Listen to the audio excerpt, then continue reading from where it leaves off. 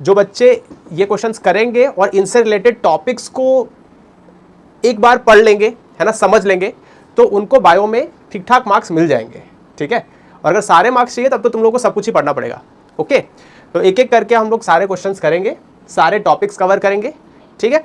और उसके बाद तुम लोगों को इन 50 क्वेश्चंस को एनालाइज करना है और इनसे रिलेटेड और भी क्वेश्चंस अटेम्प्ट करने हैं, और इससे रिलेटेड टॉपिक्स जो भी हैं उनको थोड़ा थोड़ा कवर करना, ओके। और उसके बाद तुम लोगों को लगेगा कि हाँ कुछ डिफरेंस आया है, ठीक है। तो ये रेलेवेंस है इस सेशन का, ठीक। तो एक एक करके शुरू करते हैं सारे क्वेश्चन देखने।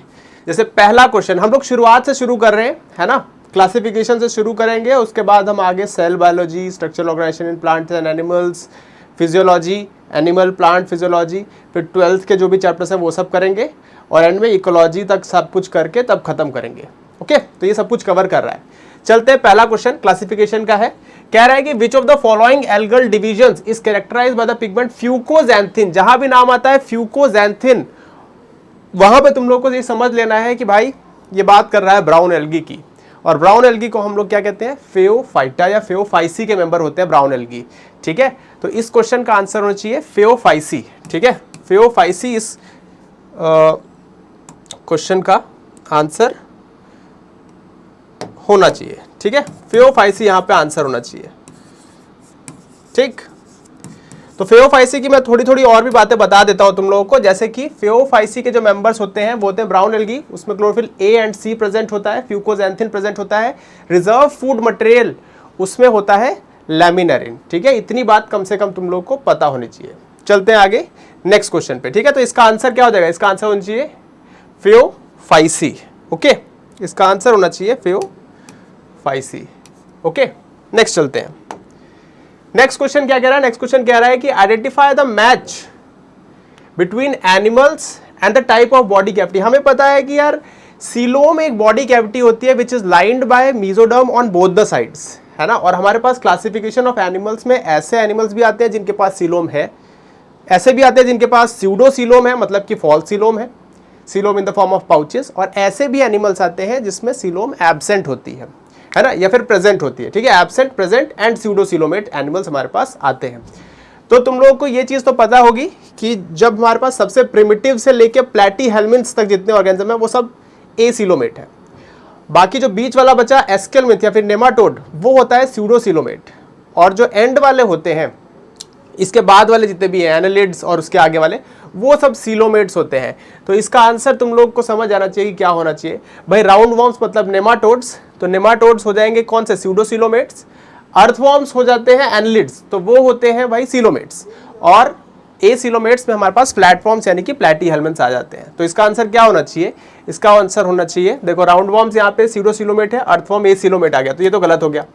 राउंड वॉर्म्स एसीलोमेट, ये भी गलत हो गया। Round worm pseudocoelomate, earthworm coelomate, flatworms acoelomate, ये चीज करेक्ट हो जाती है, ठीक है। तो इसका ये आंसर है। अब जैसे ये क्वेश्चन यहाँ पे कर लिया हम लोगों ने, लेकिन तुम लोग को एक बार जाके एनिमल किंगडम में बेसिस ऑफ क्लासिफिकेशन और ये सब चीजें पढ़ लेनी चाहिए। खासकर इस चैप्टर के एंड में एक बहुत बड़ा सा टेबल बना हुआ है, वो टेबल अगर तुम लोग अच्छे से पढ़ लेते हो तो तुम लोग का भला हो जाएगा इस चैप्टर में, ठीक है। चलते हैं नेक्स्ट क्वेश्चन में, आ जाओ। ये कह रहा है कि एंजियोस्पर्म्स में कौन सी चीज करेक्ट है with respect to the chromosome number of that structure, है ना। Chromosome number of that structure से रिलेटेड कौन सी चीज इसमें सही है, वो चीज ये पूछ रहा है। हमें पता है कि माइक्रोस्पोर हैप्लॉइड होता है, सही बात है, माइक्रोस्पोर हैप्लॉइड होता है। जाइगोट डिप्लॉइड होता है, यहां पे हैप्लॉइड लिखा हुआ है तो ये गलत हो जाएगा। एग डिप्लॉइड नहीं होता है, एग हैप्लॉइड होता है, ये चीज हमें पता है। मेगास्पोर क्या होता है, मेगास्पोर भी हैप्लॉइड होता है, यहां पे डिप्लॉइड लिखा हुआ है, ये चीज गलत हो जाएगी। तो सही चीज क्या हुई, माइक्रोस्पोर इज एन, ठीक है। माइक्रोस्पोर एन होता है, माइक्रोस्पोर मदर सेल 2n होता है, जाइगोट 2n होता है, गैमिटोफाइट n होता है, स्पोरोफाइट 2n होता है, ठीक है। तो ये सारी चीजें तुम लोग को ध्यान में रखनी है कि ploidy of the various structures present in plants, वो चीज याद रखनी है। जैसे पॉलन ग्रेन हैप्लॉइड होता है ना। एग हैप्लॉइड है, एग बनाने वाले जो सेल्स हैं मेगास्पोर्स या एम्ब्रोसैक, उसके सेल्स भी हैप्लॉइड होते हैं, ठीक है। तो ये सब चीजें हैं। चलते हैं आगे नेक्स्ट क्वेश्चन। अब ये क्वेश्चन कह रहा है कि एक बोटैनिस्ट है जो स्टडी करना चाह रहा है reproductive system of gymnosperms and angiosperms, ठीक है। उन्होंने ऑब्जर्व किया कि जिम्नोस्पर्म प्रोड्यूस करते हैं seed in the form of cones, in the form of cones नहीं, सीड्स ऑन कोन्स, ठीक है। और एंजियोस्पर्म्स जो होते हैं वो प्रोड्यूस करते हैं seeds which are enclosed within fruit, है ना, या फिर राइपेंड फ्लावर। ओके, ये पूछ रहा है कि क्या की डिफरेंस है जिम्नोस्पर्म का एंजियोस्पर्म से, ठीक है। क्वेश्चन पूछा सीक्वेंस में, देखना एक बार। व्हाट इज अ की structural point of gymnosperms not in angiosperms, ऐसी क्या चीज है जिम्नोस्पर्म्स में जो एंजियोस्पर्म्स में एब्सेंट होती है। ओके, तो देखते हैं ये क्या है। प्रेजेंस ऑफ एन एंडोस्पर्म, भाई एंडोस्पर्म दोनों में ही होती है, जिम्नोस्पर्म में भी होती है और एंजियोस्पर्म में भी होती है। हालांकि बात ये है कि जिम्नोस्पर्म में जो एंडोस्पर्म होता है वो हैप्लॉइड होता है, और जो एंजियोस्पर्म में एंडोस्पर्म होता है वो ट्रिप्लॉइड होता है। तो ये चीज सब लोग याद रखेंगे कि प्लॉइडी ऑफ एंडोस्पर्म दोनों में क्या क्या है ना। तो जैसे अगर मैं बोलता हूं कि एंजियोस्पर्म्स में एंडोस्पर्म ट्रिप्लॉइड है और इसमें हैप्लॉइड है, बट दोनों में प्रेजेंट है, तो ये तो आंसर हो गया गलत। हमें ऐसी चीज बतानी है जो जिम्नोस्पर्म में है बट एंजियोस्पर्म में नहीं है। देखते हैं। Embryo enclose within a fruit, तो embryo enclose within a fruit ऐसा जिम्नोस्पर्म्स में तो होता नहीं है, तो एंजियोस्पर्म का कैरेक्टरिस्टिक है। Naked seed without a fruit cover, this is correct, क्योंकि हमें पता है जिम्नोस्पर्म्स में सीड्स आर नेकेड, जो कि फ्रूट कवरिंग से कवर्ड नहीं होती है, क्योंकि भाई जिम्नोस्पर्म्स में फ्लावर्स ही नहीं होते हैं। अब अगर किसी चीज में फ्लावर नहीं है तो ओवरी नहीं है, and what is fruit, fruit is ripened ovary, है ना। तो ये चीज यहां पे सही हो जाएगी। डबल फर्टिलाइजेशन एंजियोस्पर्म्स में नहीं होता है, ठीक है। ये चीज मतलब डबल फर्टिलाइजेशन जिम्नोस्पर्म्स में नहीं होता है, ये सिर्फ और सिर्फ एंजियोस्पर्म्स में होता है, ठीक है। तो इस क्वेश्चन का आंसर हो जाएगा सी ऑप्शन। ओके, चलते हैं next. Which of the following parts of plants has a ring arrangement of vascular tissue. Anatomy of flowering plant से ये क्वेश्चन पूछा गया है। ऐसा क्वेश्चन बार बार आ जाता है और इस चैप्टर का बहुत सारा पार्ट हट गया है, तो जो भी दो चीजें इस चैप्टर में बची हुई है, दो पार्ट, वहीं से क्वेश्चन आएगा। अगर इस चैप्टर से क्वेश्चन आया, एक तो आएगा कि कौन कौन से इसमें टिश्यू सिस्टम प्रेजेंट है। हमें पता है वैस्कुलर टिश्यू सिस्टम है ना, ground tissue system, epidermal tissue system, आएगा क्वेश्चन तो वहां से आएगा, नहीं तो यहां से आएगा कि डाइकॉट और मोनोकॉट रूट, स्टेम और लीव्स को कंपेयर किया जाएगा। तो इसमें यह पूछ रहा है कि ring arrangement of vascular bundle किसमें होती है। तो जो डाइकॉट स्टेम होती है उसकी कैरेक्टरिस्टिक होती है क्या, उसकी कैरेक्टरिस्टिक होती है ring arrangement of vascular cambium, ठीक है। तो ये इसका सही आंसर हो जाएगा डाइकॉट स्टेम। अब ये क्वेश्चन डिस्कस तो हमने कर लिया, लेकिन ये पूरा टॉपिक अगर तुम लोग पढ़ लोगे तो बहुत अच्छा बात होगी, क्योंकि सिर्फ यही क्वेश्चन पूछे इसकी प्रोबेबिलिटी कुछ है, लेकिन इस पूरे टॉपिक से अगर क्वेश्चन पूछेगा वो, तो तुम लोग को अगर पूरा टॉपिक पता होगा तो तुम लोग अच्छे से कर पाओगे। ओके, तो समझो कि हम क्यों ये सेशन ले रहे हैं, उसके पीछे का लॉजिक समझो, ठीक है। तो ये चीज़ तुम लोग एक बार घर जाके देखना, सारी की सारी comparisons, dicot and monocot root, dicot and monocot stem, dicot and monocot leaf, ठीक है। एक क्वेश्चन यहाँ पे मैंने करा दिया है कि रिंग अरेंजमेंट जो है वो किसका कैरेक्टरिस्टिक होता है, वो कैरेक्टरिस्टिक होता है डाइकॉट स्टेम का। ओके, ठीक है, नेक्स्ट चलते हैं। विच of the following plant shows a perigynous ovary. तुम लोगों ने पढ़ा होगा भाई ओवरी के टाइप्स, है ना, on the basis of their arrangement in the flower, कि फ्लोरल पार्ट्स ऊपर है या फिर ओवरी ऊपर है, उसके बेसिस पे ओवरी तीन टाइप की होती है। या तो हम बोलते हैं एपीगाइनस, पेरीगाइनस और हाइपोगाइनस। हाइपोगाइनस ओवरी होती है सुपीरियर ओवरी, जिसमें ओवरी ऊपर होती है, बाकी पार्ट्स नीचे होते हैं, ठीक। पेरीगाइनस ओवरी बोलते हैं हाफ इंफीरियर ओवरी, जिसमें ओवरी और बाकी फ्लोरल पार्ट्स एक ही लेवल पे होते हैं। एक होती है एपीगाइनस ओवरी, जिसमें ओवरी नीचे हो जाती है और बाकी फ्लोरल पार्ट्स ऊपर चढ़ जाते हैं, ठीक है। ज़्यादातर जो तुम लोग के कोर्स में ओवरी के टाइप वाली फैमिलीज़ हैं वो सुपीरियर ओवरी है, जैसे सोलानेसी, फेबेसी, लिलिएसी, इन तीनों ही फैमिलीज़ के जो मेंबर्स हैं वो सब सुपीरियर ओवरी शो करते हैं।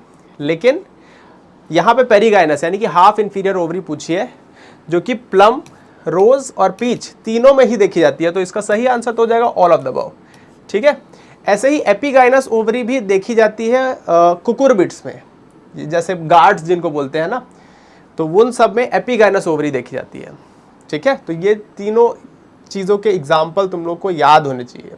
ओके, चलते हैं आगे। Next, which of the following option is the excretory waste in various life periods of frog. Frog की लाइफ साइकिल में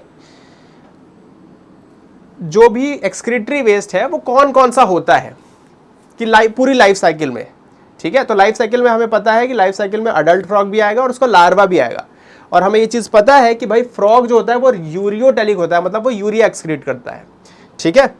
और जो हमारा ये होता है टैडपोल लार्वा ऑफ फ्रॉग, वो अमोनोटेलिक होता है, अमोनिया एक्सक्रीट करता है। ये ट्रेंड देखना तुम लोग, जो भी जानवर पानी में रहते हैं वो ज़्यादातर अमोनोटेलिक होते हैं, और जो भी जानवर बाहर रहते हैं टेरेस्ट्रियल वो या तो यूरियोटेलिक होते हैं, मतलब कि यूरिया एक्सक्रीट करते हैं, या फिर वो यूरिकोटेलिक होते हैं, यानी कि यूरिक एसिड एक्सक्रीट करते हैं। तो यहाँ पे देखो यूरिक एसिड तो है नहीं एक्सक्रीट करने के लिए उसके पास, यूरिया है अडल्ट्स में, और अमोनिया इन लार्वा यानी कि टैडपोल्स में अमोनिया पाया जाता है, तो वो चीज़ भी यहाँ पे करेक्ट है, ठीक है। तो both B and C are correct option, तो डी ऑप्शन ज़्यादा करेक्ट हो जाता है यहाँ पे, ओके। तो ये चीज़ है यहाँ पे। नेक्स्ट देखो क्वेश्चन क्या कह रहा है, which of the following is a kind of vascular bundle present in dicot stem. Dicot stem में किस टाइप का वैस्कुलर बंडल पाया जाता है। ये क्वेश्चन अगर तुम लोग को सॉल्व करना है तो तुम लोग को पहले ये पता होना चाहिए कि भाई वैस्कुलर बंडल पहली बात होता क्या है ना, और open and closed vascular bundle क्या होते हैं, रेडियल टाइप ऑफ अरेंजमेंट या conjoint type of arrangement of vascular bundle कैसे होती है ना, वो चीज़ तुम लोग को पता होनी चाहिए, ठीक। तो रेडियल में हमें पता है कि एक जाइलम एक फ्लोएम, एक जाइलम एक फ्लोएम, एक जाइलम एक फ्लोएम, ऐसे रेडियस में वो ऑल्टरनेटली अरेंज होते हैं, ठीक है। कंजॉइंट में जाइलम और फ्लोएम दोनों एक ही रेडियस पे प्रेजेंट होते हैं, और कैम्बियम एक स्ट्रक्चर होता है जो इन दोनों के बीच आता है। अगर जाइलम और फ्लोएम के बीच कैम्बियम आ जाता है तो उसको हम लोग कहते हैं ओपन टाइप ऑफ अरेंजमेंट। अगर जाइलम और फ्लोएम के बीच कैम्बियम नहीं आता है तो वो क्लोज टाइप का अरेंजमेंट आता है, ठीक है। और जो डाइकॉट स्टेम है उसमें conjoint and open vascular bundle होता है with endarch type of arrangement of xylem, ठीक है। अगर सिमिलर वे में रूट्स के लिए पूछा जाता तो तुम लोग का आंसर हो चाहिए था कि radial and exarch type of arrangement होता है उसमें, ठीक है। और जो रूट्स होती हैं उसमें कैम्बियम शुरुआत में नहीं होता है, लेकिन सेकेंडरी ग्रोथ के टाइम पे कैम्बियम डेवलप करता है रूट्स में, ठीक है। तो इस क्वेश्चन का आंसर तो हमने पूछा हुआ है किसका, डाइकॉट स्टेम का। तो डाइकॉट स्टेम कैसी होगी, conjoint, open and endarch xylem वाली होगी, ठीक है। तो ये चीज़ इसका सबसे सही आंसर होगा, ओके। चलते हैं आगे। नेक्स्ट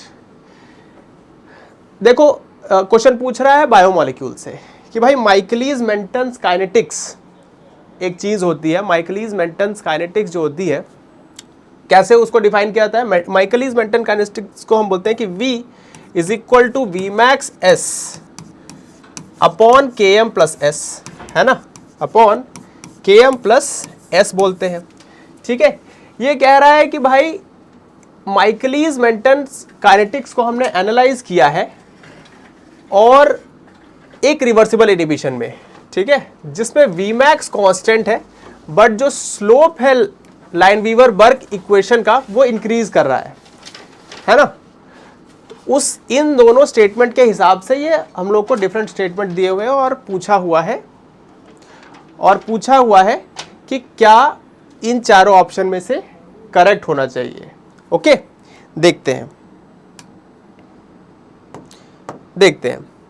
ठीक है। अगर तुम लोग इस इक्वेशन को थोड़ा सा मैनिपुलेट करो और इसको एक स्ट्रेट लाइन इक्वेशन की टर्म्स में ले आओ, y is equal to m x plus c की टर्म्स में ले आओ, तो फिर तुम लोग का काम बन जाएगा।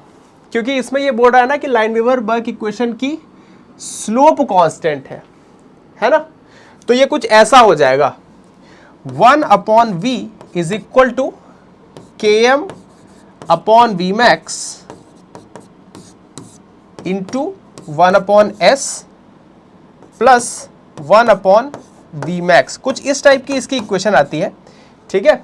सॉल्व करने पे अब ये y is equal to m x plus c जैसा दिख रहा है कि नहीं दिख रहा है, बिल्कुल दिख रहा है ना। ये y is equal to m x plus c की तरह दिख रहा है, ये चीज कांस्टेंट है इसमें, ठीक है।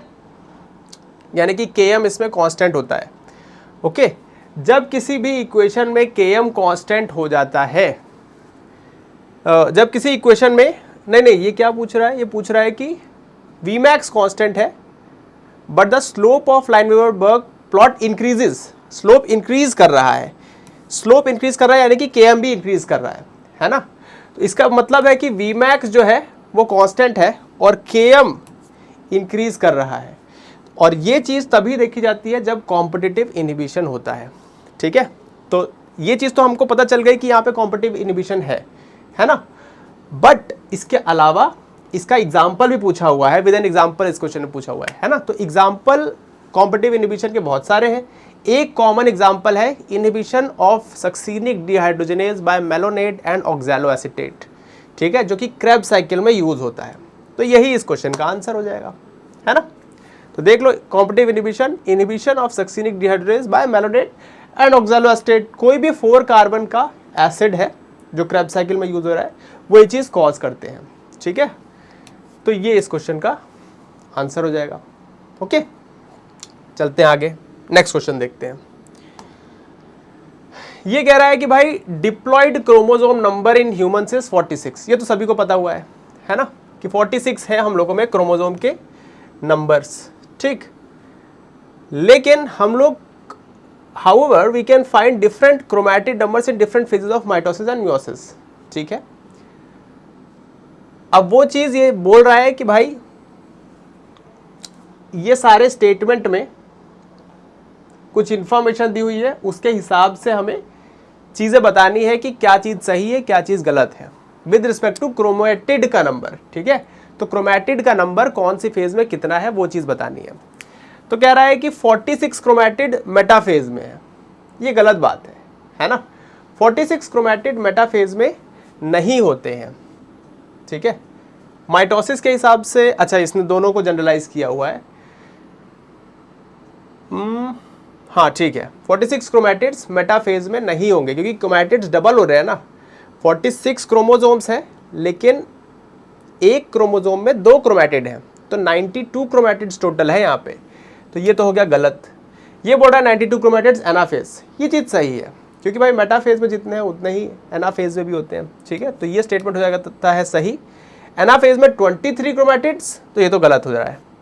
और प्रोफेज 1 में 46 क्रोमेटिड, ये भी गलत हो रहा है क्योंकि भाई प्रोफेज 1 ऑफ मियोसिस भी की अगर हम बात करें तो उसमें भी क्रोमेटिड का नंबर उतना ही रहेगा जितनी माइटोसिस में रहेगा। ठीक है, अगर वो प्रोफेज 2 की बात कर रहा होता तो बात अलग होती, लेकिन प्रोफेज 1 में चीज़ें अभी तक बहुत सिमिलर होती हैं, चीज़ें बदलती हैं आफ्टर एनाफेज 1 ऑफ मियोसिस। ठीक है, क्योंकि एनाफेज 1 में हमारे जो क्रोमोसोम्स हैं वो ऑपोजिट पोल्स पे मूव कर जाते हैं। ठीक है, तब क्रोमोसोम्स के नंबर और क्रोमेटिड्स के नंबर भी हाफ हो जाते हैं। ठीक, तो ये चीज़ है इस क्वेश्चन में। नेक्स्ट देखते हैं। नेक्स्ट देखो, ये क्वेश्चन कह रहा है कि which statement regarding comparison between mitosis and meiosis is correct. तो माइटोसिस और मियोसिस को कंपेयर कर रहा है और बोल रहा है कि कौन सा स्टेटमेंट सही है ये बताना है। ठीक है, देखते हैं एक एक करके सारे स्टेटमेंट। कह रहा है कि माइटोसिस में क्रोमेटिड सेपरेट होते हैं ड्यूरिंग एनाफेज, बात सही है, बात सही है ना।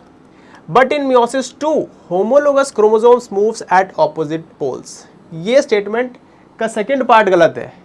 क्यों? क्योंकि भाई मियोसिस 2 में होमोलोगस क्रोमोसोम्स थोड़े मूव करते हैं, मियोसिस 2 में तो क्रोमेटिड से मूव करते हैं। मियोसिस 1 में होमोलोगस क्रोमोसोम्स मूव करते हैं ऑपोजिट पोल्स पे। ठीक है, तो ये तो हो गया गलत। ठीक, नेक्स्ट अगर मैं बोलता हूं कि भाई ये कह रहा है कि 2 metaphasic plates forms during metaphase of mitosis and meiosis, भाई ये चीज गलत है। 2 मेटाफेजिक प्लेट्स बनती है मियोसिस 1 में। ठीक है, मियोसिस 1 के मेटाफेज में, और माइटोसिस में एक ही मेटाफेजिक प्लेट बनती है। ठीक है, तो ये स्टेटमेंट यहाँ पे गलत हो रहा है क्योंकि ये बोल रहा है कि दोनों में ही दो प्लेट्स बन रही है, तो ये गलत हो रहा है। ठीक है, ये तो गलत था ही। Next, mitosis has 1 interphase, mitosis has 1 interphase, सही बात है।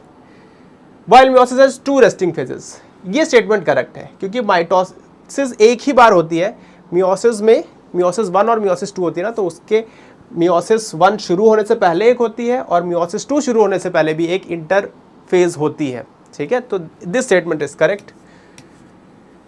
Gamete formation can only occur by meiosis, ये चीज डिप्लॉयड ऑर्गेनिज्म के केस में सही है, लेकिन अगर मैं हैप्लॉइड्स की बात करता हूं तो हैप्लॉइड ऑर्गेनिज्म में जो गैमेट्स हैं वो माइटोसिस से फॉर्म होते हैं, इसीलिए ये स्टेटमेंट गलत हो जाता है, ठीक है। तो अगर मैं बात करता हूँ गैमीटोफाइट्स ऑफ प्लांट्स की, है ना, अगर मैं बात करता हूँ ड्रोन्स ऑफ हनी बीज की, वो सब हैप्लॉइड है, तो उसमें गैमेट माइटोसिस से बनेंगे, ठीक है। वहाँ पे मियोसिस से गैमेट्स नहीं बनते हैं, ठीक है। चलते हैं next. Which phase of the cell cycle is responsible for bringing about recombination in gametes? ये क्वेश्चन और इस टाइप के क्वेश्चन बहुत इंपॉर्टेंट हो जाते हैं। पिछले साल भी शायद इस टाइप का क्वेश्चन एक पूछा गया था, जो कि मियोसिस 1 के प्रोफेज 1 से पूछा जाता है कि भाई लेप्टोटीन स्टेज में क्या होता है, जाइगोटीन में क्या होता है। मैं एक बार तुम लोगों को बता देता हूँ, लेप्टोटीन उतना इंपॉर्टेंट नहीं है, जाइगोटीन जो है उसमें सिनेप्सिस होता है, जो होमोलोगस क्रोमोसोम होते हैं वो पास पास आते हैं। और पैकेटीन स्टेज में क्रॉसिंग ओवर होता है, जिसकी वजह से रिकॉम्बिनेशन होता है, ठीक है। तो रिकॉम्बिनेशन होता है पैकेटीन स्टेज में ड्यू टू क्रॉसिंग ओवर, ठीक है। क्रॉसिंग ओवर की वजह से ये चीज यहां पे होती है, ठीक। अब चलते हैं आगे और देखते हैं कि डिप्लोटीन में क्या होता है। तो भाई डिप्लोटीन में जो क्रॉसिंग ओवर है ना, इसके चलते काइज़मेटा फॉर्म होता है, जो कि एक्स शेप्ड बॉडी होती है, ठीक है। तो काइज़मेटा जो है वो डिप्लोटीन में फॉर्म होता है, और डायाकाइनेसिस में टर्मिनलाइजेशन ऑफ काइज़मेटा होता है, जिसकी वजह से दोनों होमोलोगस क्रोमोसोम्स दूर दूर चले जाते हैं, ठीक है। तो इतनी चीज़ तुम लोगों को कम से कम पता होनी चाहिए प्रोफेज 1 के बारे में, ठीक है। और ये भी पता होना चाहिए कि एनाफेज 1 में होमोलोगस क्रोमोसोम्स अपोजिट पोल्स पे जाते हैं और एनाफेज 2 पे क्रोमैटिड्स अपोजिट पोल्स पे जाते हैं। इसमें कंफ्यूजन मत करना, मैंने देखा है बार बार बच्चे लोग कंफ्यूजन करते हैं, ठीक है। चलते हैं नेक्स्ट क्वेश्चन पे। In which of the following structure or organisms the gametes are produced by mitosis. वही क्वेश्चन आ गया वापस से कि भाई माइटोसिस से गैमेट्स इनमें से कौन कौन से स्ट्रक्चर में बनाए जाते हैं। जो भी स्ट्रक्चर इन सब में हैप्लॉइड है वो सब गैमेट्स किससे बनाएंगे, वो सब गैमेट्स बनाएंगे अपना माइटोसिस से। जैसे ड्रोन्स ऑफ हनी बी, ये हैप्लॉइड होते हैं, ड्रोन्स हैप्लॉइड होते हैं क्योंकि ये विदाउट फर्टिलाइजेशन फॉर्म होते हैं, तो ये माइटोसिस से ही बनाएंगे। गैमीटोफाइट ऑफ एल्गी, ये भी हैप्लॉइड होते हैं, तो ये भी बनाएंगे किससे, माइटोसिस से। स्पोरोफाइट ऑफ ब्रायोफाइट, ये डिप्लॉयड होते हैं, स्पोरोफाइट्स आर डिप्लॉयड, तो स्पोरोफाइट जो है ब्रायोफाइट के वो डिप्लॉयड होते हैं, इसलिए वो मियोसिस से बनाते हैं, वो मियोसिस से बनाते हैं, ठीक। ये दोनों माइटोसिस से बनाते हैं, ठीक है, ये दोनों माइटोसिस से बनाते हैं, ठीक है। तो both A and B is the correct answer, तो both and A and B are the correct answer, तो ये हो गया इसका आंसर, ओके। चलें आगे चलते हैं। नेक्स्ट क्वेश्चन कह रहा है कि if we consider an organism containing 8 chromosomes, अगर एक ऑर्गेनिज्म के पास 8 क्रोमोसोम्स हैं और उसका डीएनए कंटेंट उन 8 क्रोमोसोम्स में 8x टाइम है, ठीक है, then what will be the number of chromosomes and DNA content of that organism during the metaphase of mitosis. Mitosis के मेटाफेज के टाइम पे उसमें कितना क्रोमोसोम और डीएनए का कंटेंट होगा, ये पूछ रहा है क्वेश्चन। हमें पता है कि भाई जो क्रोमोसोम नंबर है वो तो सेम रहेंगे, माइटोसिस में तो इक्वेशनल डिवीजन बोलते हैं ना माइटोसिस को, तो उसमें क्रोमोसोम नंबर तो सेम रहते हैं, तो क्रोमोसोम नंबर सेम रहेंगे। लेकिन जो डीएनए का कंटेंट है वो हमें पता है कि एस फेज ऑफ माइटोसिस में डबल हो जाता है ना। तो एस फेज में रेप्लिकेशन ऑफ डीएनए हो जाती है, जिसकी वजह से डीएनए कंटेंट हो जाता है डबल, तो 8x की जगह यहाँ पे हो जाएगा 16x, और यही इसका क्वेश्चन का आंसर हो जाएगा, ठीक है। तो 8x and 16x should be the correct answer, जो कि यहाँ पे दिया हुआ है, ठीक है। चले आगे चलते हैं। नेक्स्ट, अब देखो ये क्वेश्चन कह रहा है कि हमें 4 फिगर्स दिए हुए हैं, है ना, और बोला हुआ है कि ये चारों फिगर्स रिएक्शन के रेट को कैसे टेम्परेचर अफेक्ट करता है उससे रिलेट करने वाले ग्राफ्स हैं, ठीक है। और बोल रहा है कि इनमें से कौन सा ग्राफ सही है फॉर थर्मोफिलिक एंड साइक्रोफिलिक ऑर्गेनिजम्स, ठीक है। तो चाहे थर्मोफिलिक हो चाहे साइक्रोफिलिक ऑर्गेनिजम्स हो, टेम्परेचर का डिपेंडेंस वाला जो ग्राफ होता है हमेशा ही एंजाइम काइनेटिक्स में वो कैसा होता है, वो हमेशा ही इसी टाइप का दिखता है, वो हमेशा ही इस टाइप का दिखता है, ठीक है। अगर मैं यहाँ पे रिएक्शन रेट dN/dt कर दूँ और यहाँ पे टेम्परेचर का डिपेंडेंस दिखा दूँ, तो हमारी जो एंजाइम्स होती हैं वो एक पर्टिकुलर टेम्परेचर पे मैक्सिमम रेट शो करती हैं, उससे ज़्यादा या उससे कम पे उनका रेट कम ही रहता है, ठीक है। अगर कोई बैक्टीरिया ऐसा है जो हायर टेम्परेचर पे बढ़िया काम करता है, यानी कि उसकी बॉडी की जो एंजाइम्स है वो हायर टेम्परेचर पे ज़्यादा बढ़िया काम करती है, तो इसका ग्राफ आगे की तरफ शिफ्ट कर जाता है। किसी की अगर कम टेम्परेचर पे एंजाइम बढ़िया एक्ट करती है तो वो पीछे की तरफ चल जाता है, लेकिन ग्राफ का जो शेप है वो ऐसा ही रहता है, वो कभी भी ऐसा या ऐसा नहीं होता है, ठीक है। तो इस क्वेश्चन का आंसर हो जाएगा आर, क्योंकि ग्राफ का नेचर नहीं चेंज होगा, ठीक है। ग्राफ आगे और पीछे शिफ्ट हो जाएगा बस, ठीक है। तो ये इसका सही आंसर हो जाएगा। ओके, चलते हैं आगे।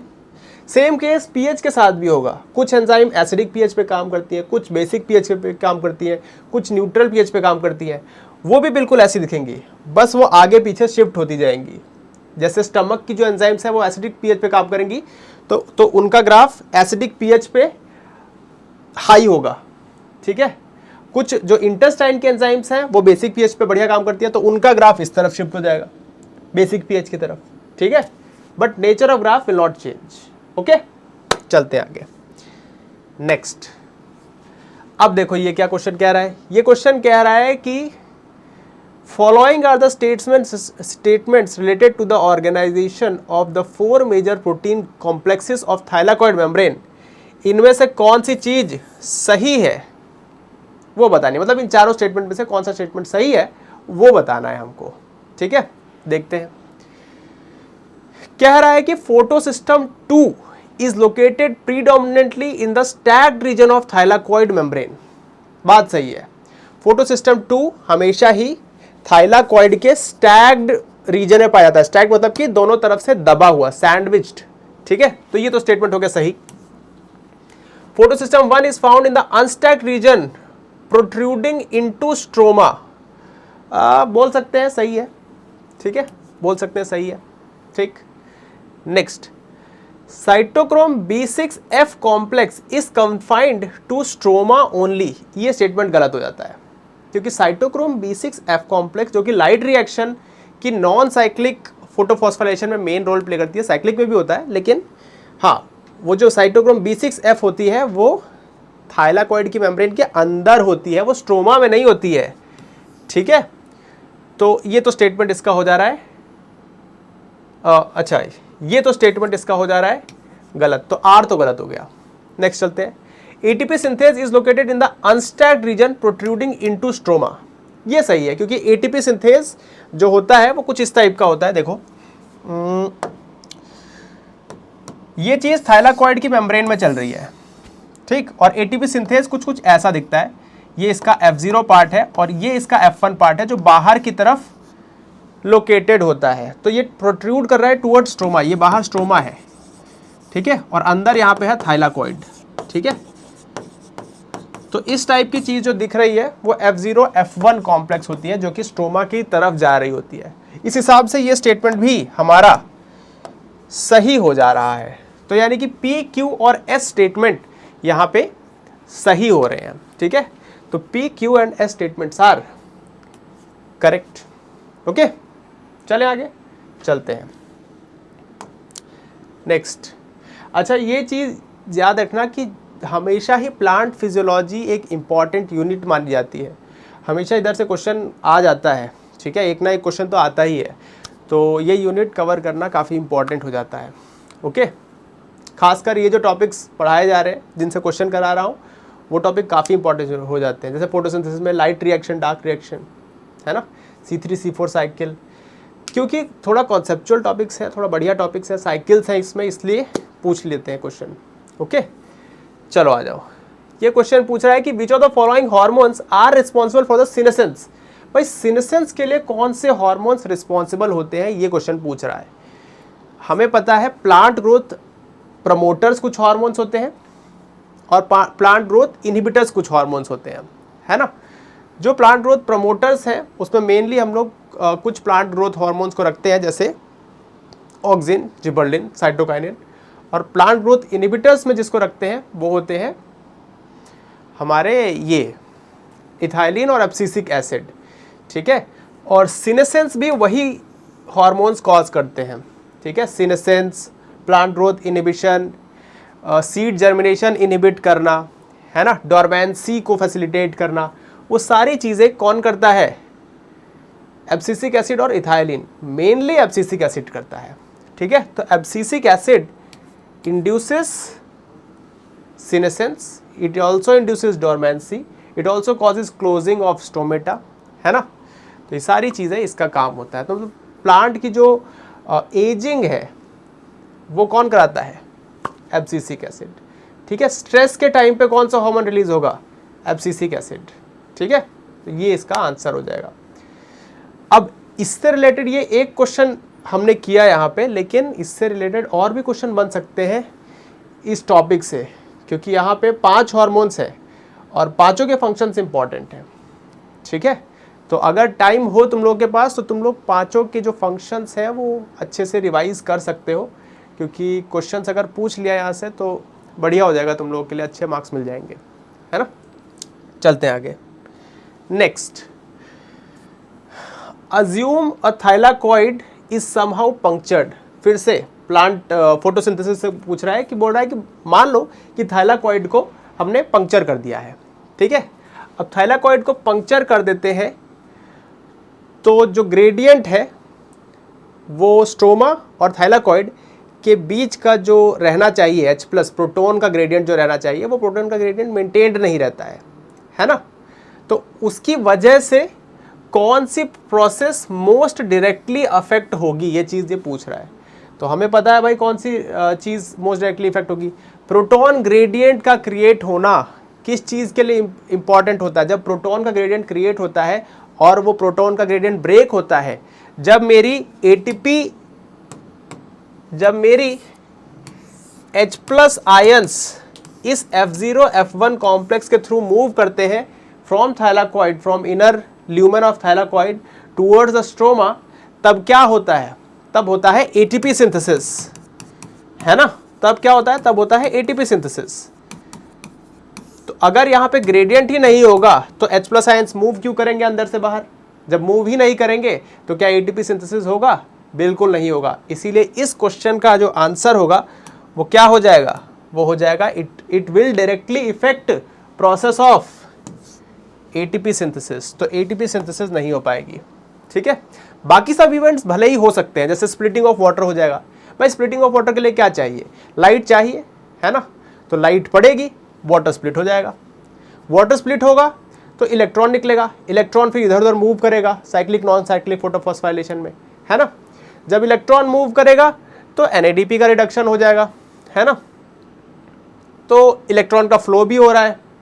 तो ये सारे इवेंट्स अफेक्ट नहीं होंगे उतने ज़्यादा, क्योंकि ये सारे इवेंट्स रिलेटेड हैं लाइट के पड़ने और इलेक्ट्रॉन के एक्साइटमेंट से। लेकिन एटीपी सिंथेसिस रिलेटेड किससे है, प्रोटॉन ग्रेडियंट के ब्रेक होने से। तो जब तक ग्रेडियंट ही नहीं होगा तब तक ब्रेकेज कैसे होगा, और यहाँ पे हमने पंक्चर कर दिया है तो ग्रेडियंट यहाँ पे ब्रेक नहीं हो पाएगा। ओके, चलते हैं आगे, देखते हैं नेक्स्ट क्वेश्चन। देखो फिर से कह रहा है कि इनमें से कौन सा statement regarding photosynthesis is incorrect. देखते हैं भाई, C4 और C3 दो साइकिल्स होती हैं। C3 cycle is Calvin cycle, C4 cycle is hatch and slag pathway, है ना। C3 साइकिल का जो फर्स्ट स्टेबल प्रोडक्ट होता है वो होता है फॉस्फोग्लिसरिक एसिड, और C4 साइकिल का जो फर्स्ट प्रोडक्ट होता है वो होता है ऑक्सैलोएसिटिक एसिड, है ना। C3 साइकिल का जो फर्स्ट सबस्ट्रेट होता है वो होता है RUBP यानी कि रिबुलोज 1,5 बिसफॉस्फेट, और जो C4 साइकिल का फर्स्ट सबस्ट्रेट होता है दैट इज पीईपी, फोस्फोइनॉल पायरुवेट। देखते हैं, इसी से रिलेटेड ये क्वेश्चन पूछा गया है कि C4 साइकिल में PEP act as a first stable product. बहुत सारे बच्चे सोच लेंगे कि भाई ये सही स्टेटमेंट है ना? गलत है, क्योंकि वो प्रोडक्ट नहीं है, वो पहला सबस्ट्रेट है। पहला स्टेबल प्रोडक्ट होता है ऑक्सैलोएसिटिक एसिड। ठीक है। C3 cycle has RuBP as its first stable product.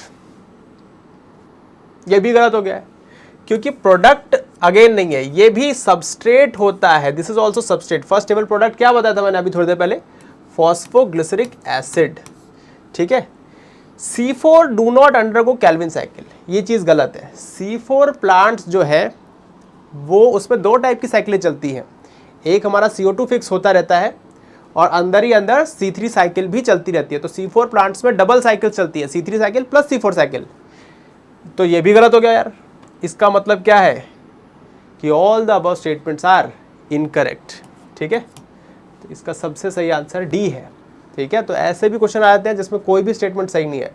ये चीज़ तुम तभी सही कर पाओगे जब तुम लोग तीनों स्टेटमेंट में जो इन्फॉर्मेशन दी है वो तुम लोगों को पता होगी, और वो तभी पता होगी जब तुम लोगों ने अच्छे से चीज़ें पढ़ी होंगी। ओके, चलते हैं आगे। नेक्स्ट भाई, which of the following enzymes has a dual role in respiration? Respiration में डुअल रोल प्ले करने वाली कौन सी एंजाइम होती है?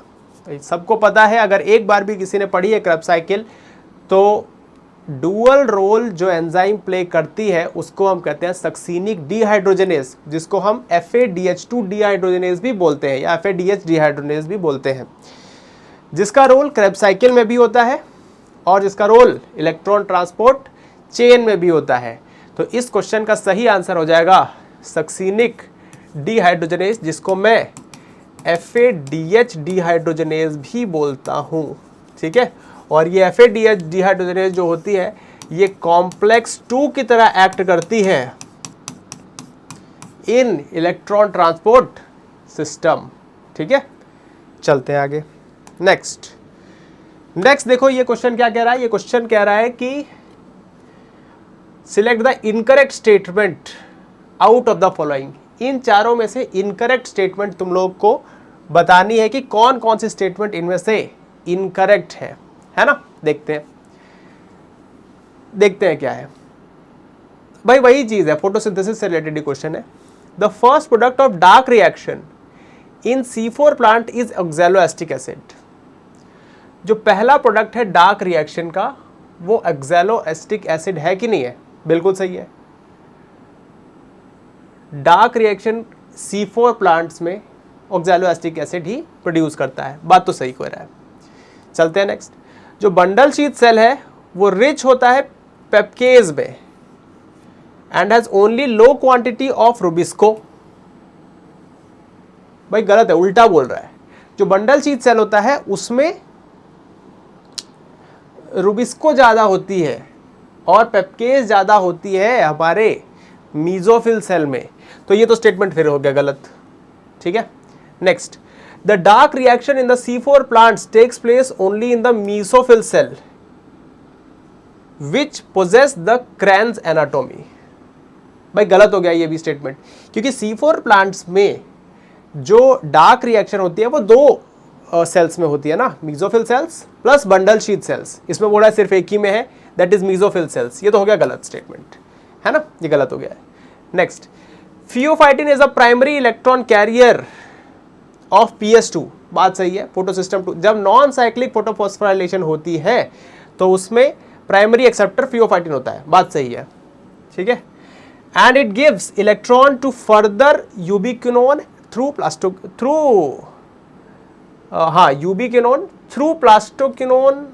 ठीक है, यूबिक्विनोन नहीं, प्लास्टोक्विनोन और क्विनोन में इसका साइकिल चलती रहती है। तो एक तरह से ये स्टेटमेंट भी सही हो रहा है। ठीक है। तो फोर्थ स्टेटमेंट तो सही है और फर्स्ट स्टेटमेंट भी सही है, बाकी बीच के दो तो गलत है ना? तो first and fourth are correct, बाकी दो आर इनकरेक्ट। तो इसका आंसर क्या हो जाएगा? Only first and fourth is correct. ठीक है।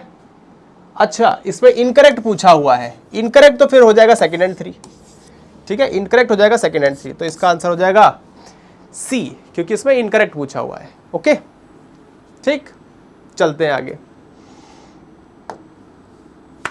अगेन फिर से फोटोसिंथेसिस से ही क्वेश्चन पूछा हुआ है, देखते हैं क्या क्वेश्चन पूछ रहा है। क्वेश्चन कह रहा है कि which of the following statements can you select as the correct one regarding chemiosmotic hypothesis. Chemiosmotic hypothesis से रिलेटेड कौन सी स्टेटमेंट यहाँ पे करेक्ट है, देखते हैं। The pH in stroma decreases due to H+ accumulating in it. गलत बात है, एकदम गलत बात है। जिसने भी बच्चे ने अगर एक बार भी पढ़ा है तो सबको ये चीज़ पता होती है कि जो H+ है वो ल्यूमेन में बढ़ता है, स्ट्रोमा में कम होता है, तो ये तो हो गया गलत। The splitting of water molecules takes place inside the thylakoid and besides the PS2। मतलब हाँ, कि जो हमारा वाटर की स्प्लिटिंग है वो PS2 के अंदर साइड पे होती है, near the thylakoid, thylakoid side में, थाइलाकॉइड की साइड में। और इस वाटर स्प्लिटिंग कॉम्प्लेक्स को एक्टिवेट करते हैं magnesium and chlorine ion complex which produces H+ and O2 decreasing the pH inside the thylakoid space. बात सही है, मैं एक बार के लिए बना भी देता हूं तुम लोग के लिए। इस तरह का सिस्टम होता है, यहां पे मान लो PS2 है, ठीक है, और यहां पे मान लो PS1 है, ठीक है। यहां पे होता है वाटर का स्प्लिटिंग, यहां पे होती है वाटर की स्प्लिटिंग, ठीक है, यहां पे होती है वाटर की स्प्लिटिंग, जो कि करता कौन है, वाटर स्प्लिटिंग कॉम्प्लेक्स है ना, या फिर ऑक्सीजन इवॉल्विंग कॉम्प्लेक्स, जिसके जो कि कहाँ प्रेजेंट है, जो कि ल्यूमेन के अंदर प्रेजेंट है एंड अटैच टू फोटोसिस्टम 2। ठीक है, ये स्टेटमेंट एकदम सही है, ये स्टेटमेंट एकदम सही है। तो वैसे तो हमको लास्ट के 2 स्टेटमेंट देखने बनते नहीं है, लेकिन देख भी लेते हैं। The NADP reductase complex is located on the lumen side of membrane and CF0 particle embedded in the membrane forms the transmembrane channel। बात गलत है भाई, NADP reductase lumen साइड पे थोड़ा ही प्रेजेंट है, वो यहाँ प्रेजेंट होती है PS2 के ऊपर side, towards the stroma side, तो ये तो हो गया गलत। Chemiosmosis requires a membrane, a proton pump and ATP synthase, but a proton gradient is not always necessary। ये चीज़ गलत है, हमें प्रोटॉन ग्रेडियंट चाहिए ही होता है केमियोस्मोसिस को परफॉर्म करने के लिए, क्योंकि जब तक प्रोटॉन ग्रेडियंट प्रेजेंट नहीं होगा तब तक ग्रेडियंट ब्रेक नहीं होगा, और जब तक ग्रेडियंट ब्रेक नहीं होगा तब तक ATP का सिंथेसिस नहीं होगा। ओके, तो ये चीज़ गलत हो जाती है due to this last 3-4 words.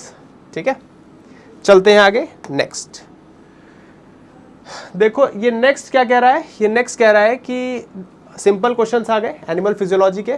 कह रहा है कि which of the following muscle is involve in the process of inspiration. Inspiration में कौन सी मसल्स इन्वॉल्व होती है? ब्रीदिंग में, इंस्पिरेशन में 2 मसल मेनली इन्वॉल्व होती हैं। अगर हमारी ब्रीदिंग नॉर्मल ब्रीदिंग है, ठीक है, अगर फोर्सफुल ब्रीदिंग है तो फिर 2 से ज़्यादा मसल्स भी इन्वॉल्व होती हैं, लेकिन अगर नॉर्मल ब्रीदिंग है तो 2 ही मसल्स इन्वॉल्व होती हैं। एक होती है एक्सटर्नल इंटरकोस्टल मसल, एक होती है एक्सटर्नल इंटरकोस्टल मसल, ठीक है, और दूसरी का नाम होता है डायफ्राम। तो डायफ्राम और एक्सटर्नल इंटरकोस्टल मसल्स इंस्पिरेशन में हेल्प करती हैं। ठीक है, तो ये चीज़ तुम लोग ध्यान रखना कि ये दोनों मसल्स इंस्पिरेशन में हेल्प करती हैं। इनमें से जो भी ऑप्शन में दिया है वही करेक्ट आंसर है। ठीक है, क्या दिया हुआ है? इंटरनल इंटरकोस्टल मसल गलत, एक्सटर्नल है ये, तो एक्सटर्नल वाला सही हो गया। एब्डोमिनल मसल्स जो होती हैं वो फोर्सफुल जब भी कोई चीज़ होती है उसमें इन्वॉल्व होता है, तो एब्डोमिनल तो गलत हो गया। मिड थोरेसिक कोस्टल मसल्स, ये तो कोई कुछ है ही नहीं, ठीक है, तो ये भी गलत हो गया। ठीक, तो diaphragm and external intercostal muscle should be the correct answer. Okay, चलते हैं नेक्स्ट। ये देखो क्या स्टेटमेंट बोल रहा है ये क्वेश्चन। ये क्वेश्चन कह रहा है कि भाई हमें ऑक्सी हेमोग्लोबिन कर्व दिया हुआ है, ठीक है, जिसमें से ये जो ऊपर ग्रीन वाला कर्व है ये मायोग्लोबिन के लिए लिखा हुआ है, और जो ये नीचे वाला कर्व है ये हेमोग्लोबिन के लिए है। ठीक है, और इस कर्व को देख के, जो भी मायोग्लोबिन और हेमोग्लोबिन वाले कर्व को देख के तुम लोग को इन स्टेटमेंट में से सही स्टेटमेंट बताना है कि भाई सही कौन सी स्टेटमेंट है। ठीक है, देखते हैं एक एक करके। तैयार है? From the curve we can say that affinity for oxygen increases with the successive binding of oxygen molecules to myoglobin. भाई ऐसा तो नहीं कह सकते हैं, ये स्टेटमेंट सही होता अगर यहां मायोग्लोबिन की जगह हेमोग्लोबिन लिखा होता। ठीक है, अब तुम लोग बोलोगे कि क्यों भाई, क्यों हेमोग्लोबिन नहीं लिखा है, मायोग्लोबिन लिखा है, तो क्यों ये गलत हो गया? क्योंकि मायोग्लोबिन जो है वो एक ही ऑक्सीजन से बाइंड कर सकता है। एक myoglobin molecule can bind to only one oxygen. ठीक है, और यहां पे बोल रहा है कि अफिनिटी ऑफ ऑक्सीजन इंक्रीज करेगी with successive binding of oxygen. Successive मतलब कि एक से ज्यादा से बाइंड कर रहा है, which is not the case for in case of myoglobin. ठीक है, इसलिए ये स्टेटमेंट हो जाता है गलत। ठीक, next, haemoglobin has higher affinity for oxygen than myoglobin. बात है बिल्कुल गलत। क्यों गलत है? क्योंकि जो मायोग्लोबिन होता है उसकी ज्यादा अफिनिटी होती है टू बाइंड विद ऑक्सीजन। जब भी ये ऑक्सी हेमोग्लोबिन का कर्व लेफ्ट साइड मूव करता है, लेफ्ट साइड मूव करता है, तब ऑक्सीजन की अफिनिटी बढ़ती है। और तुम लोग देख लो यहां हेमोग्लोबिन और मायोग्लोबिन में से लेफ्ट ज्यादा साइड कौन है? मायोग्लोबिन है। ठीक है, तो वो लेफ्ट साइड में है। इस ग्राफ को देख के तुम लोग बता सकते हो कि भाई हमारा जो मायोग्लोबिन है उसकी affinity towards haemoglobin is more. Okay, towards oxygen is more. ठीक है, नेक्स्ट देखते हैं।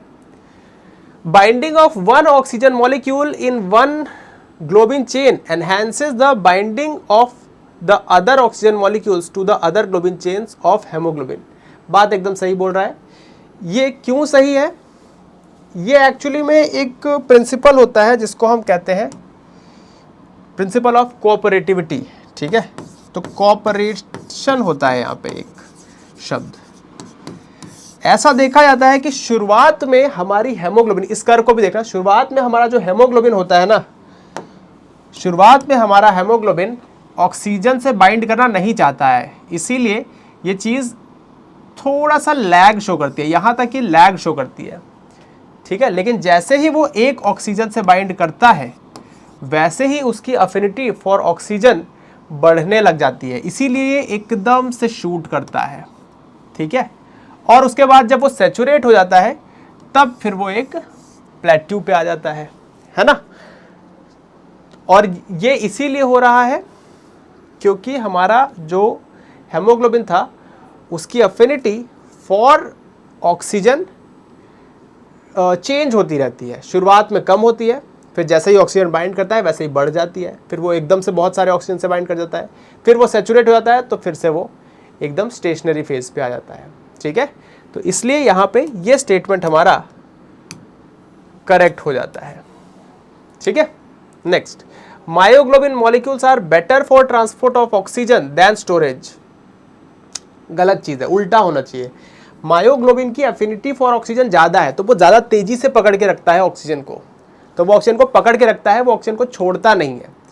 ठीक है, तो स्टोरेज के लिए मायोग्लोबिन बढ़िया है, जबकि हेमोग्लोबिन ट्रांसफ़र के लिए बढ़िया है, क्योंकि हेमोग्लोबिन की उतनी ज़्यादा एफिनिटी नहीं होती है टुवर्ड्स ऑक्सीजन, क्योंकि जब ऑक्सीजन ज़्यादा होगी तो वो बाइंड कर जाएगा, जब ऑक्सीजन कम होगी तो वो टूट जाएगा, तो वो ट्रांसफ़र कर सकता है ऑक्सीजन को। बट मायोग्लोबिन जो है वो बहुत तेज़ी से पकड़ लेता है, फिर वो छोड़ता नहीं ऑक्सीजन को जल्दी। ठीक है, इसीलिए एरोबिक मसल्स में मायोग्लोबिन की अमाउंट ज़्यादा होती है, क्योंकि एरोबिक मसल्स में हमको ज़्यादा ऑक्सीजन की ज़रूरत होती है, तो वहाँ पे मायोग्लोबिन पहले से ही ऑक्सीजन को पकड़ के बैठे होते हैं। ठीक है, ये है इस क्वेश्चन का मतलब। ठीक, अब इस क्वेश्चन को कराने का मतलब ये नहीं है कि भाई यही क्वेश्चन आ जाएगा डायरेक्टली, इस ग्राफ से क्वेश्चन आ सकता है, इंपॉर्टेंट है ये ग्राफ। ठीक है, चलते हैं आगे। नेक्स्ट क्वेश्चन क्या कह रहा है? नेक्स्ट क्वेश्चन कह रहा है कि which of the following events leads to the heart sound lub in the hurt. भाई लब और डब दो साउंड्स होती हैं, लब और डब दो साउंड्स होती है। ठीक है, लब और डब हर्ट की दो साउंड होती है, जिनको तुम लोग धक धक भी बोलते हो। लब साउंड तब प्रोड्यूस होती है जब क्लोजर ऑफ एवी वॉल्स होती हैं। ठीक है, जब एट्रियोवेंट्रिकुलर वॉल्स बंद होती हैं तब लब साउंड आती है, और डब साउंड तब आती है जब क्लोजर ऑफ सेमी-ल्यूनार वॉल्स होती है। ठीक है, सेमी-ल्यूनार वॉल्स जब क्लोज होंगी तब डब साउंड आएगी। ठीक है, तो दोनों ही साउंड किसी वाल्व के बंद होने के कारण आ रही है। पहली साउंड आती है एबी वॉल्व के बंद होने पे और दूसरी साउंड आती है सेमी-ल्यूनार वाल्व के बंद होने पे। तो इस हिसाब से इस क्वेश्चन का आंसर क्या हो जाना चाहिए? इस हिसाब से इस क्वेश्चन का आंसर हो जाना चाहिए क्लोजर ऑफ एबी वॉल्स, क्योंकि ये लब साउंड की बात कर रहा है ना। तो ये चीज इस क्वेश्चन का आंसर हो जाता है। ओके, चलते हैं नेक्स्ट क्वेश्चन पे। अब देखते हैं नेक्स्ट क्वेश्चन। देखो भाई, हार्मोन से रिलेटेड क्वेश्चन है। कह रहा है कि which of the following hormones has its receptors inside the cell. Cell के अंदर किस चीज के रिसेप्टर्स प्रेजेंट होते हैं? कौन से टाइप के हार्मोन के रिसेप्टर सेल के अंदर प्रेजेंट होते हैं, वो चीजें पूछ रहा है। तो देखो भाई, हमारे पास कुछ ऐसे हार्मोन्स होते हैं जिनके रिसेप्टर्स सेल के बाहर प्रेजेंट होते हैं। ठीक है, मेनली वो प्रोटीन हार्मोन होते हैं और अमीनो एसिड डेरिवेटिव्स होते हैं। ठीक है, अमीनो एसिड डेरिवेटिव्स होते हैं। ठीक है, जैसे प्रोलैक्टिन हुआ, एलएच हुआ, एफएसएच हुआ, इंसुलिन हुआ, ग्लूकागॉन हुआ, ये सारे, एपिनेफ्रिन हुआ, नॉरएपिनेफ्रिन हुआ, ये सारे के सारे जितने हार्मोन्स हैं, इन सब के जो रिसेप्टर्स हैं वो सेल मेम्ब्रेन पे प्रेजेंट होते हैं। ठीक है, और ये बाहर ही बाइंड करते हैं, अंदर नहीं आ सकते हैं। जब ये बाहर बाइंड करते हैं तो रिस्पॉन्स तो भाई अंदर होता है, यहाँ डीएनए में चेंज के कारण। तो इनका सिग्नल बाहर से अंदर कौन पहुंचाता है? कुछ मैसेंजर्स पहुंचाते हैं। उन मैसेंजर्स को मैं सेकेंडरी मैसेंजर बोलता हूं। क्या कहता हूं? Secondary messenger. ठीक है, और वो सेकेंडरी मैसेंजर ये सिग्नल अंदर की तरफ पहुंचाते हैं। ठीक है, और कुछ ऐसे भी हमारे पास हार्मोन्स होते हैं जिनके रिसेप्टर सीधा अंदर प्रेजेंट होते हैं। ठीक है, तो उनको बाहर रुकने की जरूरत नहीं है, वो सीधा अंदर घुस जाते हैं और अपना फिजियोलॉजिकल रिस्पॉन्स जनरेट करवाते हैं by binding to the receptors present inside the cell और the nucleus.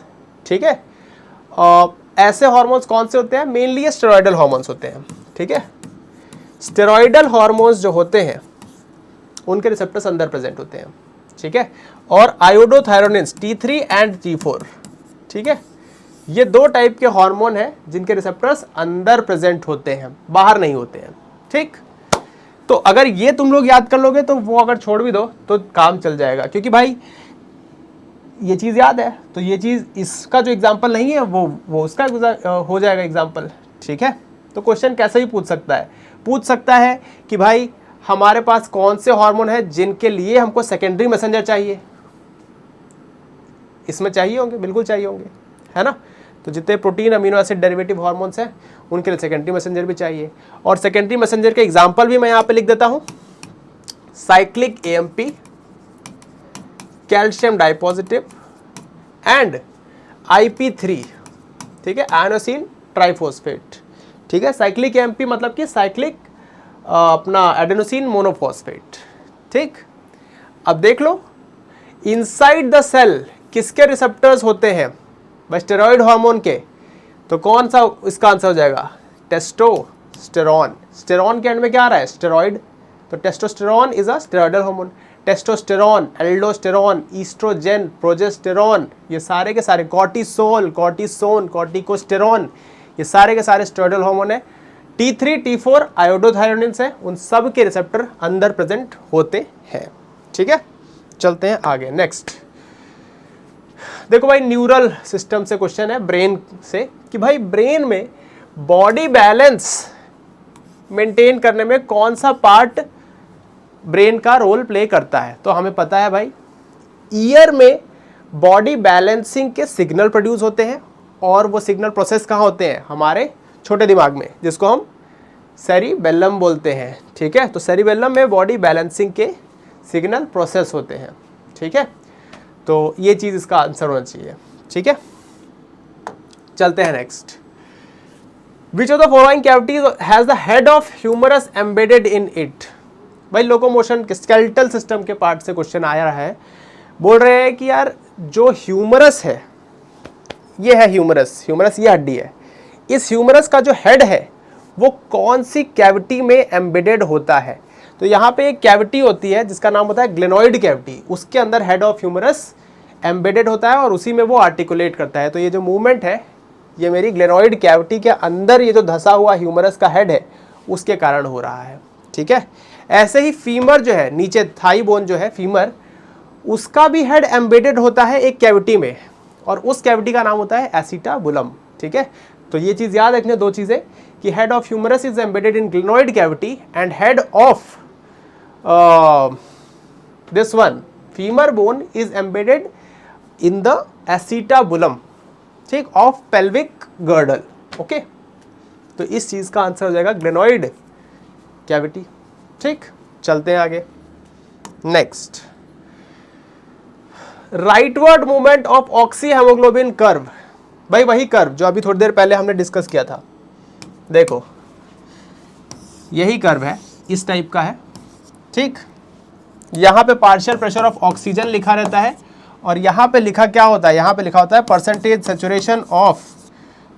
Saturation of haemoglobin. ठीक है, ये ग्राफ एस शेप्ड आता है जनरली। ये ग्राफ ऑक्सीजन की कम या ज़्यादा होने पे, या फिर कार्बन डाइऑक्साइड के कम या ज़्यादा होने पे, या फिर टेम्परेचर के कम या ज़्यादा होने पे, या H+ के कम या ज़्यादा होने पे राइट या लेफ्ट साइड मूव करता है। ठीक है, ये राइट साइड तब मूव करता है जब ऑक्सीजन कम हो जाए, CO2 बढ़ जाए। CO2 बढ़ जाएगा तो हमें पता है CO2 is a acidic gas, तो वह H2O के साथ रिएक्ट करके कार्बोनिक एसिड बनाती है, तो वह H+ रिलीज करेगी, तो ये H+ रिलीज कर देती है। तो H+ ज़्यादा हो जाएंगे तो pH कम हो जाएगा, टेम्परेचर ज़्यादा होने पे ये राइट साइड आता है। ये सारी कंडीशन में हमारा ग्राफ राइट साइड आता है। ठीक है, और इसका सबका उल्टा होने पे हमारा ग्राफ लेफ्ट साइड जाता है। ठीक है, तो ये चीज़ सभी को याद रखनी है कि ये ग्राफ कब राइट साइड और कब लेफ्ट साइड जाता है। तो इसका आंसर क्या हो जाएगा भाई, इसका आंसर होना चाहिए कि ये ग्राफ राइट साइड तब मूव करेगा जब ऑक्सीजन कम हो जाए, हाई ऑक्सीजन लिखा हुआ है गलत हो गया, जब कार्बन डाइऑक्साइड ज़्यादा हो जाए, लो कार्बन डाइऑक्साइड लिखा हुआ है, टेम्परेचर बढ़ जाए, H+ कम हो जाए, नहीं H+ बढ़ जाए, H+ बढ़ना चाहिए, pH कम होना चाहिए। इस हिसाब से ये स्टेटमेंट भी गलत हो जाता है। ठीक है, तो इसका आंसर हो जाएगा बी, इसका आंसर हो जाएगा सी, हाई टेम्परेचर। ओके, चलते हैं नेक्स्ट क्वेश्चन पे। नेक्स्ट, अब ये कंफ्यूजिंग क्वेश्चन, थोड़ा सा मतलब आसान ही है लेकिन थोड़ा सा देखने में कंफ्यूजिंग लगता है कई बार कि भाई which of the following organ is the site for urea synthesis. भाई यूरिया कहाँ सिंथेसिस होती है, हमें पता है यूरिन का सिंथेसिस किडनी में होता है, लेकिन यूरिया का सिंथेसिस लिवर में होता है। ठीक है, तो इस क्वेश्चन का सही आंसर होगा लिवर।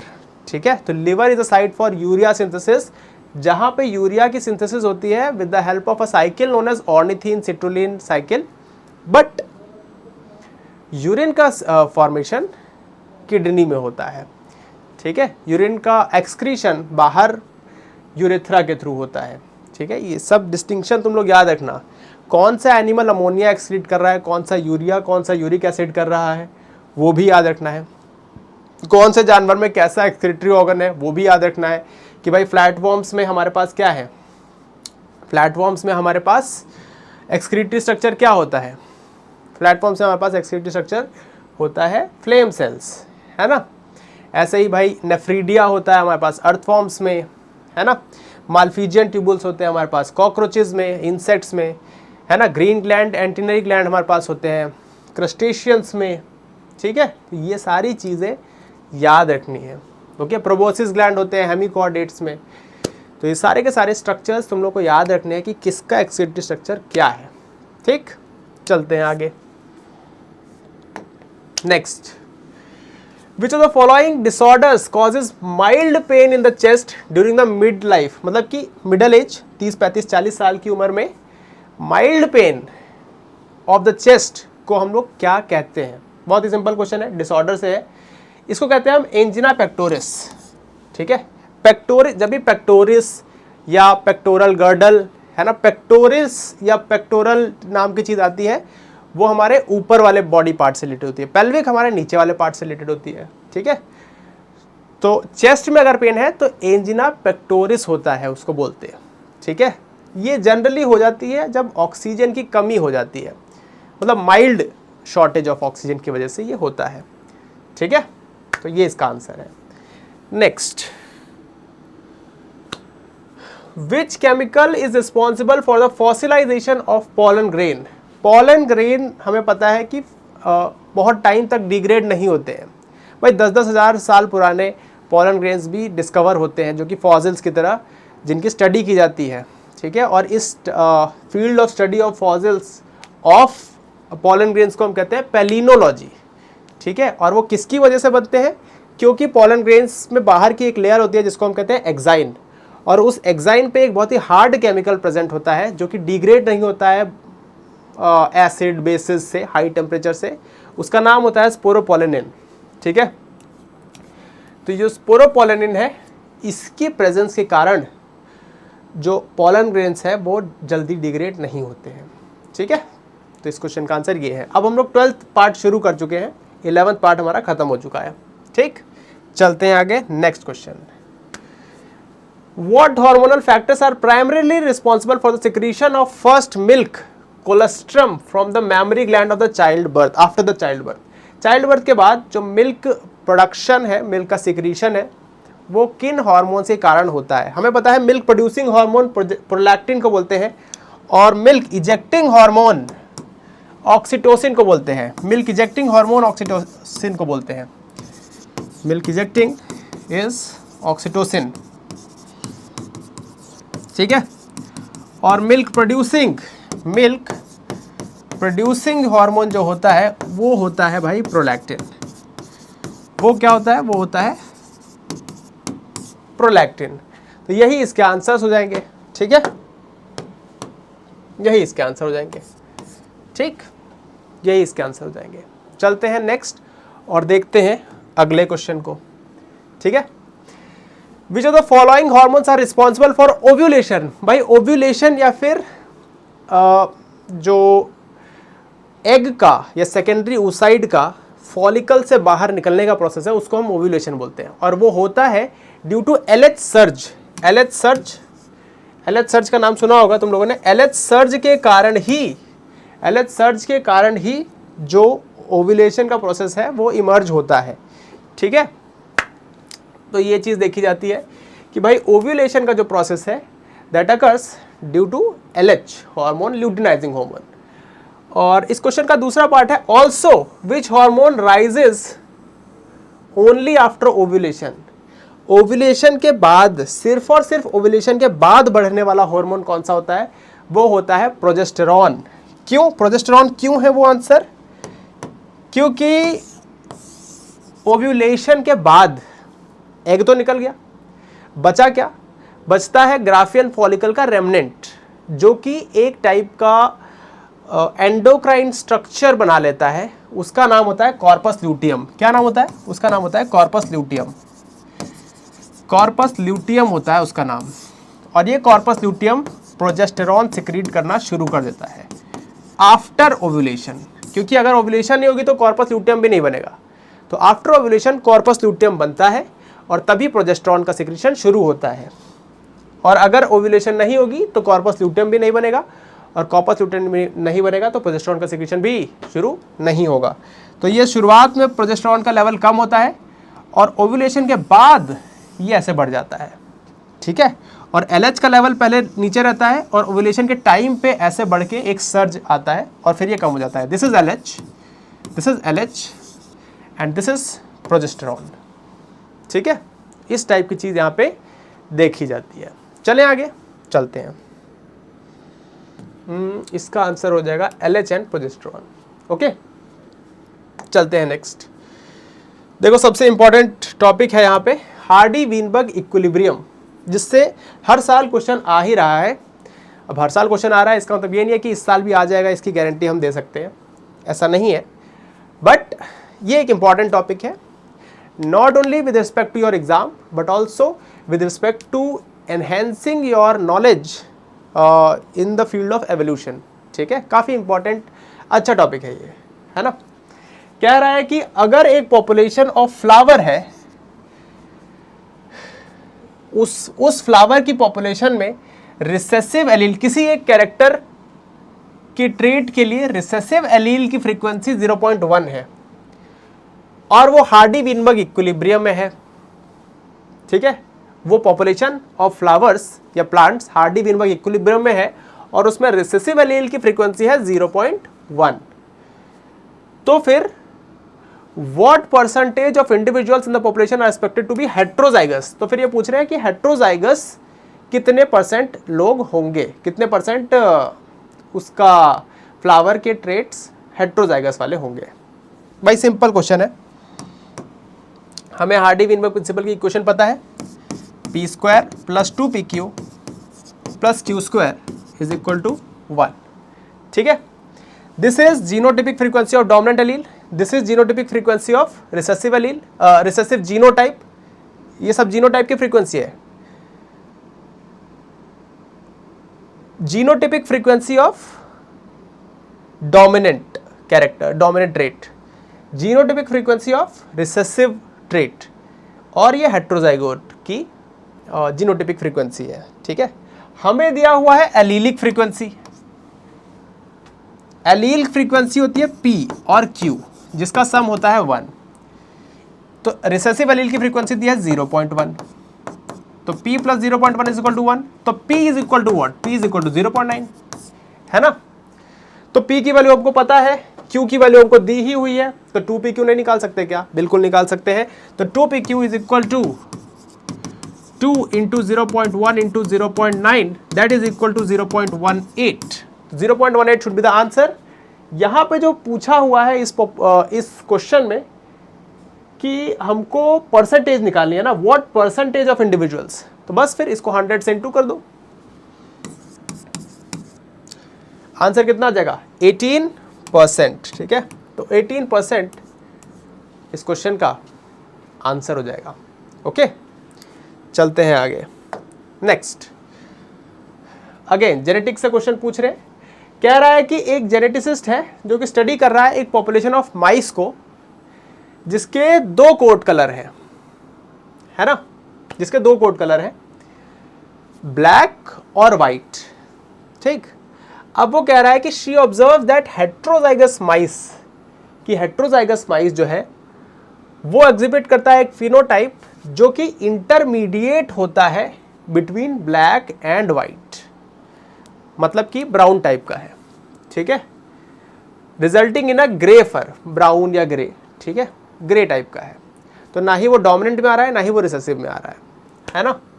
तो what type of non Mendelian inheritance is this one. तो हमें पता है ऐसा इनहेरिटेंस जिसमें ना ही डोमिनेंट एक्सप्रेस हो ना ही रिसेसिव एक्सप्रेस हो, जो बीच का एक्सप्रेस जब होता है तो उसको हम कहते हैं इनकम्प्लीट डोमिनेंस। क्या कहते हैं उसको हम कहते हैं इनकम्प्लीट डोमिनेंस, ठीक है।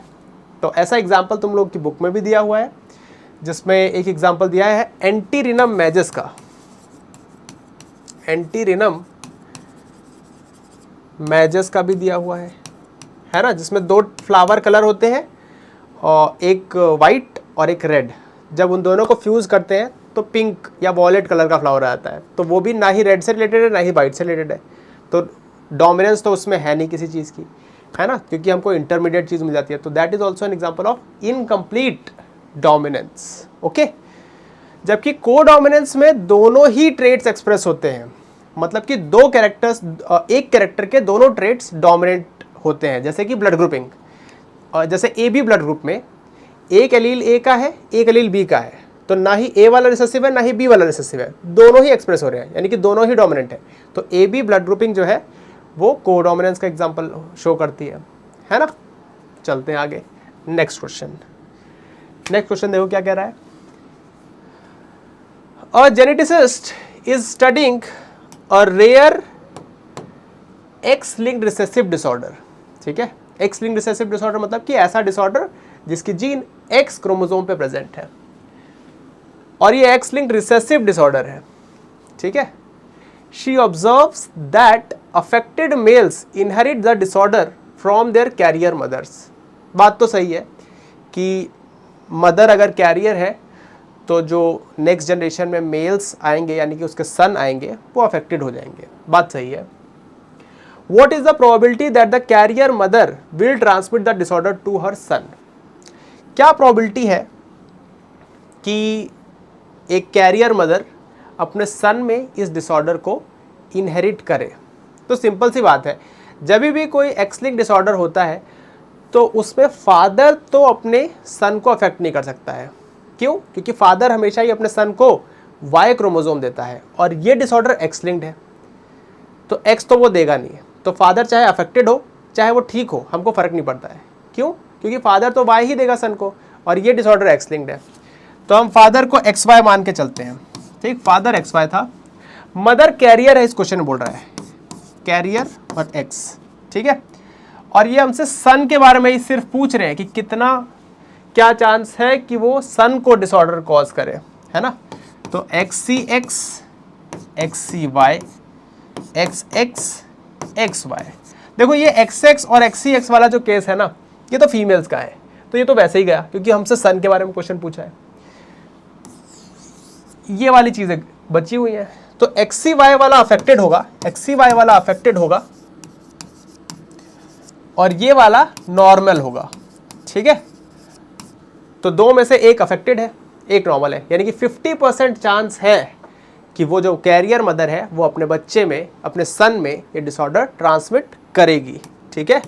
तो ये चीज़ इस क्वेश्चन का आंसर हो जाती है, 50% should be the answer. Okay, चलते हैं नेक्स्ट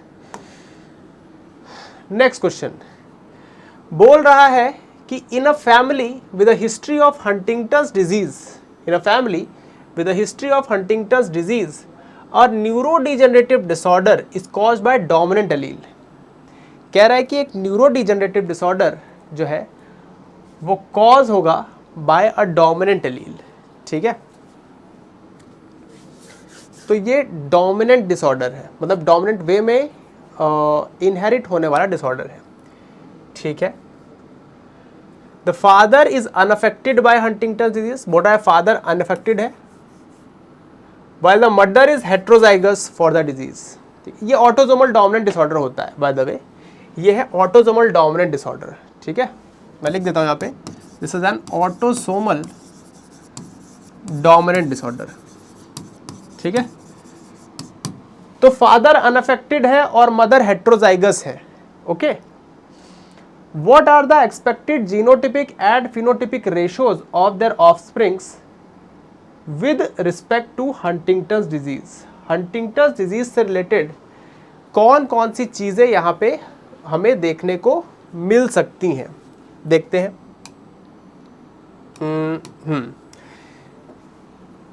अगर फादर अनअफेक्टेड, फादर अनअफेक्टेड है और मदर हेट्रोजाइगस है, फादर अनअफेक्टेड है भाई, कैपिटल एच फादर के पास है, मदर कैरियर है, कैरियर मतलब हेट्रोजाइगस है, मतलब अफेक्टेड है, तो हमारे पास एच एच आ जाएगा, एच एच आ जाएगा, एच एच आ जाएगा, एच एच आ जाएगा, यानी कि 50% of their child, 50% of their child will be heterozygous and affected, ठीक है। और 50% शुड बी नॉर्मल, है ना, 50% नॉर्मल आ जाएंगे, फिर तो 50% नॉर्मल और 50% affected child will be born. यहाँ पे लड़का और लड़की में नहीं पूछा गया है, यहाँ पे सिर्फ चाइल्ड की बात की गई है। तो 50% child whether they are boy or girl will be affected, carrier affected, and 50% will be normal. Carrier affected का मतलब समझ रहे हो, ये डोमिनेंट वे में इनहेरिट हो रही है ना, तो डोमिनेंट वे में जो डिसऑर्डर इनहेरिट होती है उसमें एक भी आ जाए, मतलब कैरियर भी हो, तो भी वो अफेक्टेड हो जाएगा, ठीक है। तो ये चीज़ है यहाँ पे, ठीक। चलते हैं आगे नेक्स्ट। तो फिर इस हिसाब से इस क्वेश्चन का आंसर क्या होना चाहिए, 50%, है ना। यहाँ पे और थोड़ा सा इलेबोरेट करके लिखना चाहिए था कि 50% अफेक्टेड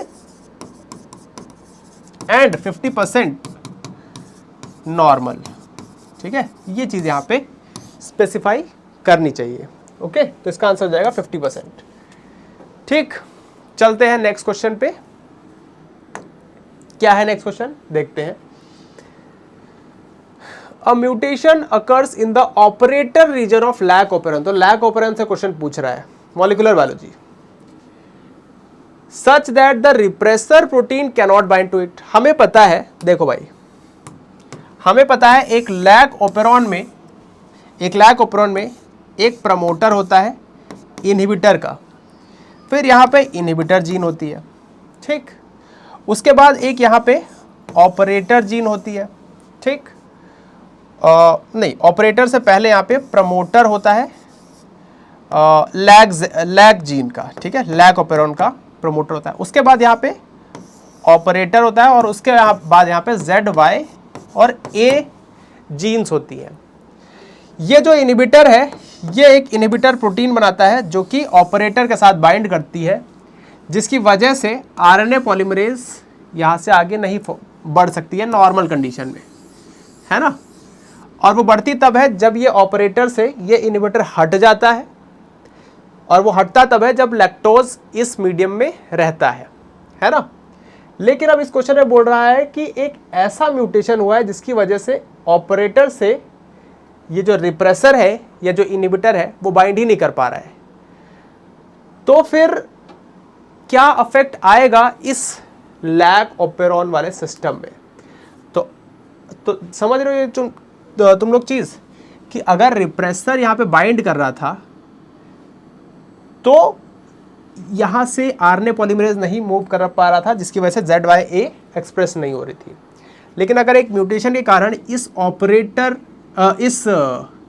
इस इनहिबिटर की अफिनिटी टूवर्ड्स ऑपरेटर कम हो गई है, या फिर ये इनहिबिटर या रिप्रेसर इस ऑपरेटर से बाइंड ही नहीं कर पा रहा है, तो क्या होगा? तब तो मेरी RNA पॉलीमरेज हमेशा ही यहां से आगे मूव कर पाएगी। जब ये हमेशा ही आगे से मूव कर पाएगी तो हमेशा ही ZYA एक्सप्रेस करते रहेंगे, है ना। यानी कि अगर ऐसी म्यूटेशन हो रही है जिसकी वजह से ऑपरेटर से रिप्रेसर बाइंड नहीं कर पा रही है, तो मेरा लैक ऑपेरॉन हाइपर एक्टिव हो जाएगा और वो बहुत ज़्यादा एक्सप्रेस करने लग जाएगा। और यही इस क्वेश्चन का आंसर भी होगा कि the genes will be expressed at very high level। ठीक है, the genes will be expressed at very high level। Okay, तो ये इस क्वेश्चन का आंसर हो जाएगा। चलते हैं हम लोग नेक्स्ट क्वेश्चन की तरफ। क्या कह रहा है नेक्स्ट क्वेश्चन? नेक्स्ट क्वेश्चन कह रहा है कि एक टाइप का केमिकल होता है जिसको हम PTC बोलते हैं। ठीक है, और उस PTC को टेस्ट कराया जाता है ह्यूमंस को। बहुत सारे ह्यूमंस उसको टेस्ट कर पाते हैं, बहुत सारे ह्यूमंस उसको टेस्ट नहीं कर पाते हैं। उसको टेस्ट कर पाना या ना कर पाना एक ऑटोजोमल डोमिनेंट फैशन में इनहेरिट होने वाला कैरेक्टर है। ठीक है, ठीक, तो the ability to test PTC is due to single dominant allele, capital T। You sample 215 individuals, हमने 215 लोग लिए, जिसमें से 150 लोग डिटेक्ट कर पाते हैं बिटर टेस्ट ऑफ PTC को। ठीक है, और 65 लोग नहीं कर पाते हैं। तो इस इंफॉर्मेशन के चलते वो पूछ रहे हैं कि होमोजाइगस डोमिनेंट, होमोजाइगस रिसेसिव और हेट्रोजाइगस जीनोटाइप्स की क्या क्या फ्रीक्वेंसीज होंगी। तो सिंपल सा क्वेश्चन है भाई, 150 लोग टेस्ट कर पा रहे हैं, तो 150 अपॉन 215 ये हो जाएगा कैपिटल T। ठीक है, नेक्स्ट 65 अपॉन 215 ये हो जाएगा स्मॉल t। ठीक है, और इसके अलावा जो बचा वो हो जाएगा 2pq वाला चीज, है ना। तो हमने निकाल ली p स्क्वायर की वैल्यू ये आ गई। ठीक है, फिर हमने निकाली q स्क्वायर, उसकी वैल्यू ये आ गई। ठीक है, उसके बाद हम निकालते हैं 2pq, उसकी वैल्यू हमने नहीं निकाली है, वो तो इक्वल टू 1 ही होता है। तो अगर ये और ये निकल गया तो ये क्या अपने आप निकल जाएगा? बिल्कुल निकल जाएगा, 1 से माइनस कर दो, सीधी सी बात है ना। तो इस हिसाब से इस क्वेश्चन का आंसर निकालना है तुम लोगों को, है ना भाई। क्या आंसर आएगा इसका? देखो 150/215, 0.5 से ज्यादा ये चीज आ जानी चाहिए, है ना। ठीक है, 0.5 से ज़्यादा नहीं आ रही है ना। तो जैसा भी है इसको सॉल्व करके एक बार देखना तुम लोग, आंसर तुम लोग का इनमें से कुछ आ ही जाएगा, ठीक है। तो 150/215 should be equal to capital T, ठीक है। 65/215 should be equal to small t, और जो बाकी बचा वो 2pq हो जाएगा, मतलब 1 minus this plus this should be 2pq। Okay, तो ये इस क्वेश्चन का आंसर हो जाएगा। ओके, चलते हैं नेक्स्ट क्वेश्चन में। नेक्स्ट देखते हैं, ये देखो again, read the sequence of nucleotides of the mRNA। ये mRNA की 5 प्राइम टू 3 प्राइम पोजीशन दी हुई है हमको, और वो बोल रहा है कि इस mRNA की वजह से ये प्रोटीन सिंथेसाइज हुआ है, इसका N और C टर्मिनल ऐसे दिया हुआ है। तो वो बोल रहा है कि इसको और इसको देख के तुम लोग क्या जज कर सकते हो, कौन सी अमीनो एसिड कौन से ट्रिपलेट कोडॉन से कोड हुई है, वो तुम लोग को बताना है। सिंपल सा क्वेश्चन है। देखो यार, ट्रिपलेट कोडॉन है तो ये मेथियोनिन इस AUG से कोड होगा, ये फिनाइलएलानाइन इसके आगे 3 से कोड होगा, ये मेथियोनिन अगेन AUG से कोड होगा, ये प्रोलीन इसके आगे 3 से कोड होगा, ये वैलीन इसके आगे के 3 से कोड होगा, ये सेरीन इसके आगे से कोड होगा, और ये UAA तो स्टॉप कोडॉन होता है ना यार, ये तो स्टॉप कोडॉन होता है। तो ये स्टॉप कोडॉन कुछ भी कोड नहीं करेगा। तो बस ये सारे के सारे तुम लोग को मिल गए हैं कि मेथियोनिन को कोड करेगा AUG, फिनाइलएलानाइन को कोड करेगा UUU, मेथियोनिन को फिर से AUG, प्रोलीन को CCU, वैलीन को GUU और सेरीन को UCU, ठीक है।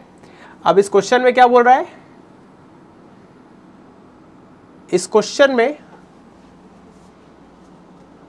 हमसे कुछ बोल ही नहीं रहा है। शायद इस क्वेश्चन में ये पूछा गया था, क्योंकि ये क्वेश्चंस मैंने ही बताया तो मुझे पता है कि शायद इस क्वेश्चन में ये पूछा गया था कि भाई हमारी मेथियोनिन और सेरीन को कौन से कोडॉन्स कोड करते हैं, ठीक है। तो मेथियोनिन को कोड करता है AUG, ठीक है, और सेरीन को कोड करता है UCU, ठीक है। तो ये चीज़ तुम लोगों को याद रखनी है। हालांकि इस क्वेश्चन का मेन मुद्दा तुम लोग को पता चल गया होगा कि इसके पीछे या इस क्वेश्चन को पूछने के पीछे का क्या मकसद था, है ना। तो वो चीज़ तुम लोग को समझ आनी चाहिए, ठीक है। चलो भाई चलते हैं आगे। नेक्स्ट देखो ये क्वेश्चन क्या बोल रहा है। ये क्वेश्चन बोल रहा है कि हार्डी-वीनबर्ग प्रिंसिपल जो है वो ये डिस्क्राइब करता है कि जो इक्विलिब्रियम है एलील फ्रीक्वेंसी का in a population under certain condition, वो किस तरह से मेंटेन होता है, क्या क्या चीज़ें उसको अफेक्ट करती हैं, है ना। विच of the following statements accurately describes the conditions necessary for the Hardy-Weinberg equilibrium. Hardy-Weinberg equilibrium को प्रॉपर्ली फॉलो करने के लिए हमको कौन कौन सी चीज़ें पॉपुलेशन में चाहिए होंगी, है ना। अगर एक पॉपुलेशन में नेचुरल सिलेक्शन नहीं होता है, अगर एक पॉपुलेशन काफ़ी लार्ज है और उसमें रैंडम मीटिंग होती है, अगर एक पॉपुलेशन में म्यूटेशन नहीं होता है, अगर एक पॉपुलेशन में जेनेटिक ड्रिफ्ट नहीं होता है, अगर एक पॉपुलेशन में इमिग्रेशन और एमिग्रेशन नहीं होता है, तभी हार्डी-वीनबर्ग प्रिंसिपल फॉलो होता है, ठीक है। तो मतलब कहने का मतलब ये है कि हार्डी-वीनबर्ग प्रिंसिपल तभी फॉलो होता है जब एक पॉपुलेशन में कोई भी जेनेटिक चेंज नहीं आता है, यानी कि उसका जीन पूल फिक्स्ड या फिर कांस्टेंट रहता है, ठीक है। तो इस हिसाब से इस क्वेश्चन का क्या आंसर होना चाहिए? इस क्वेश्चन का आंसर हो जाना चाहिए कि ये यहाँ पे ए देखते हैं, ये स्टेटमेंट क्या है, स्मॉल पॉपुलेशन साइज नहीं, Hardy Weinberg principal large population पे एक्ट करता है, स्मॉल पे नहीं। रैंडम मेटिंग होनी चाहिए, बात सही है। कोई नेचुरल सिलेक्शन ना हो, कोई जेनेटिक ड्रिफ्ट ना हो, यही स्टेटमेंट सही हो जाता है कि जिस पॉपुलेशन में रैंडम मेटिंग हो, कोई नेचुरल सिलेक्शन ना हो, कोई जेनेटिक ड्रिफ्ट ना हो, कोई म्यूटेशन ना हो, कोई रिकॉम्बिनेशन ना हो, कोई माइग्रेशन ना हो, तभी हमारा हार्डी विनबर्ग प्रिंसिपल फॉलो होगा। ठीक है, तो ये इस क्वेश्चन का सही आंसर हो जाएगा। ठीक, चलते हैं आगे। नेक्स्ट, अब ये देखो क्या कह रहा है क्वेश्चन। क्वेश्चन कह रहा है कि the diagram below represents the pedigree of a certain genetic disease, जिसमें अफेक्टेड इंडिविजुअल्स को शेड किया गया है। What is the mode of inheritance of the gene responsible for this disease. ऐसा पेडिग्री एनालिसिस इन चारों में से किस केस में देखा जाता है ना। अगर तुम लोग यहाँ पे देख पा रहे हो, अगर तुम लोग यहाँ पे देख पा रहे हो तो समझो कि इसमें फीमेल अफेक्टेड है, इसमें फीमेल अफेक्टेड है, ठीक है। और इस फीमेल के अफेक्टेड होने से इसके चारों बच्चे अफेक्टेड हैं, ठीक है। नेक्स्ट, इसमें मेल अफेक्टेड है और इस मेल के अफेक्टेड होने से, मतलब इसमें फीमेल अनअफेक्टेड है, तो फिर दोनों बच्चे अनअफेक्टेड हैं। इसमें देखो फीमेल अफेक्टेड है तो दोनों बच्चे अफेक्टेड हैं, इसमें मेल अफेक्टेड है, फीमेल ठीक है तो दोनों बच्चे ठीक है। मतलब समझ रहे हो, जहां जहां भी इस पेडिग्री में फीमेल अफेक्टेड है उस केस में सारे के सारे बच्चे भी अफेक्टेड हो जा रहे हैं, है ना। और ऐसा तभी देखा जाता है जब इनहेरिटेंस मैटरनल होती है। मैटरनल इनहेरिटेंस वाले केस में ऐसी ट्रेंड देखी जाती है, ठीक है। और मैटरनल इनहेरिटेंस में जो ट्रेंड है वो क्यों देखी जाती है, क्योंकि ऐसे डिसऑर्डर्स माइटोकॉन्ड्रिया और प्लास्टिड्स के इनहेरिटेंस के कारण होते हैं। हमें पता है कि अगर कोई जेनेटिक डिसऑर्डर होता है तो उसमें आधी चीज़ मेल से आती है, मतलब फादर से आती है, आधी चीज़ मदर से आती है। लेकिन जो जाइगोट है या फिर बच्चा जो है, जो बनेगा आगे चल के, अगर उसके साइटोप्लाज्म की बात की जाए तो वो हमेशा ही मदर कंट्रीब्यूट करती है, क्योंकि स्पर्म का तो खुद का कुछ साइटोप्लाज्म ही नहीं है। तो जो साइटोप्लाज्म है वो मदर का होता है, इसलिए अगर मदर में कोई साइटोप्लाज्मिक इनहेरिटेंस हो रही है तो वो जैसी मदर होगी वैसा ही इनहेरिटेंस होगा। अगर मदर अफेक्टेड है तो सारे बच्चे अफेक्टेड होंगे, क्योंकि सारे बच्चों के जो साइटोप्लाज्म है वो कहाँ से आएंगे, वो मदर से आएंगे, ठीक है। इसलिए ऐसा इनहेरिटेंस जिसमें मदर इफेक्टेड है और वो साइटोप्लाज्मिकली इनहेरिट हो रहा है, उसमें सारे बच्चे अफेक्टेड होंगे। और फादर वाले में अगर साइटोप्लाज्मिक इनहेरिटेंस का केस है और फादर अफेक्टेड है तो एक भी बच्चा अफेक्टेड नहीं होगा, ठीक है। क्योंकि फादर अपना साइटोप्लाज्म अपने बच्चों को देता ही नहीं है, फादर सिर्फ और सिर्फ अपने क्रोमोसोम्स देता है, न्यूक्लियस का कुछ पार्ट देता है, ठीक है। तो दिस इज एन एग्जांपल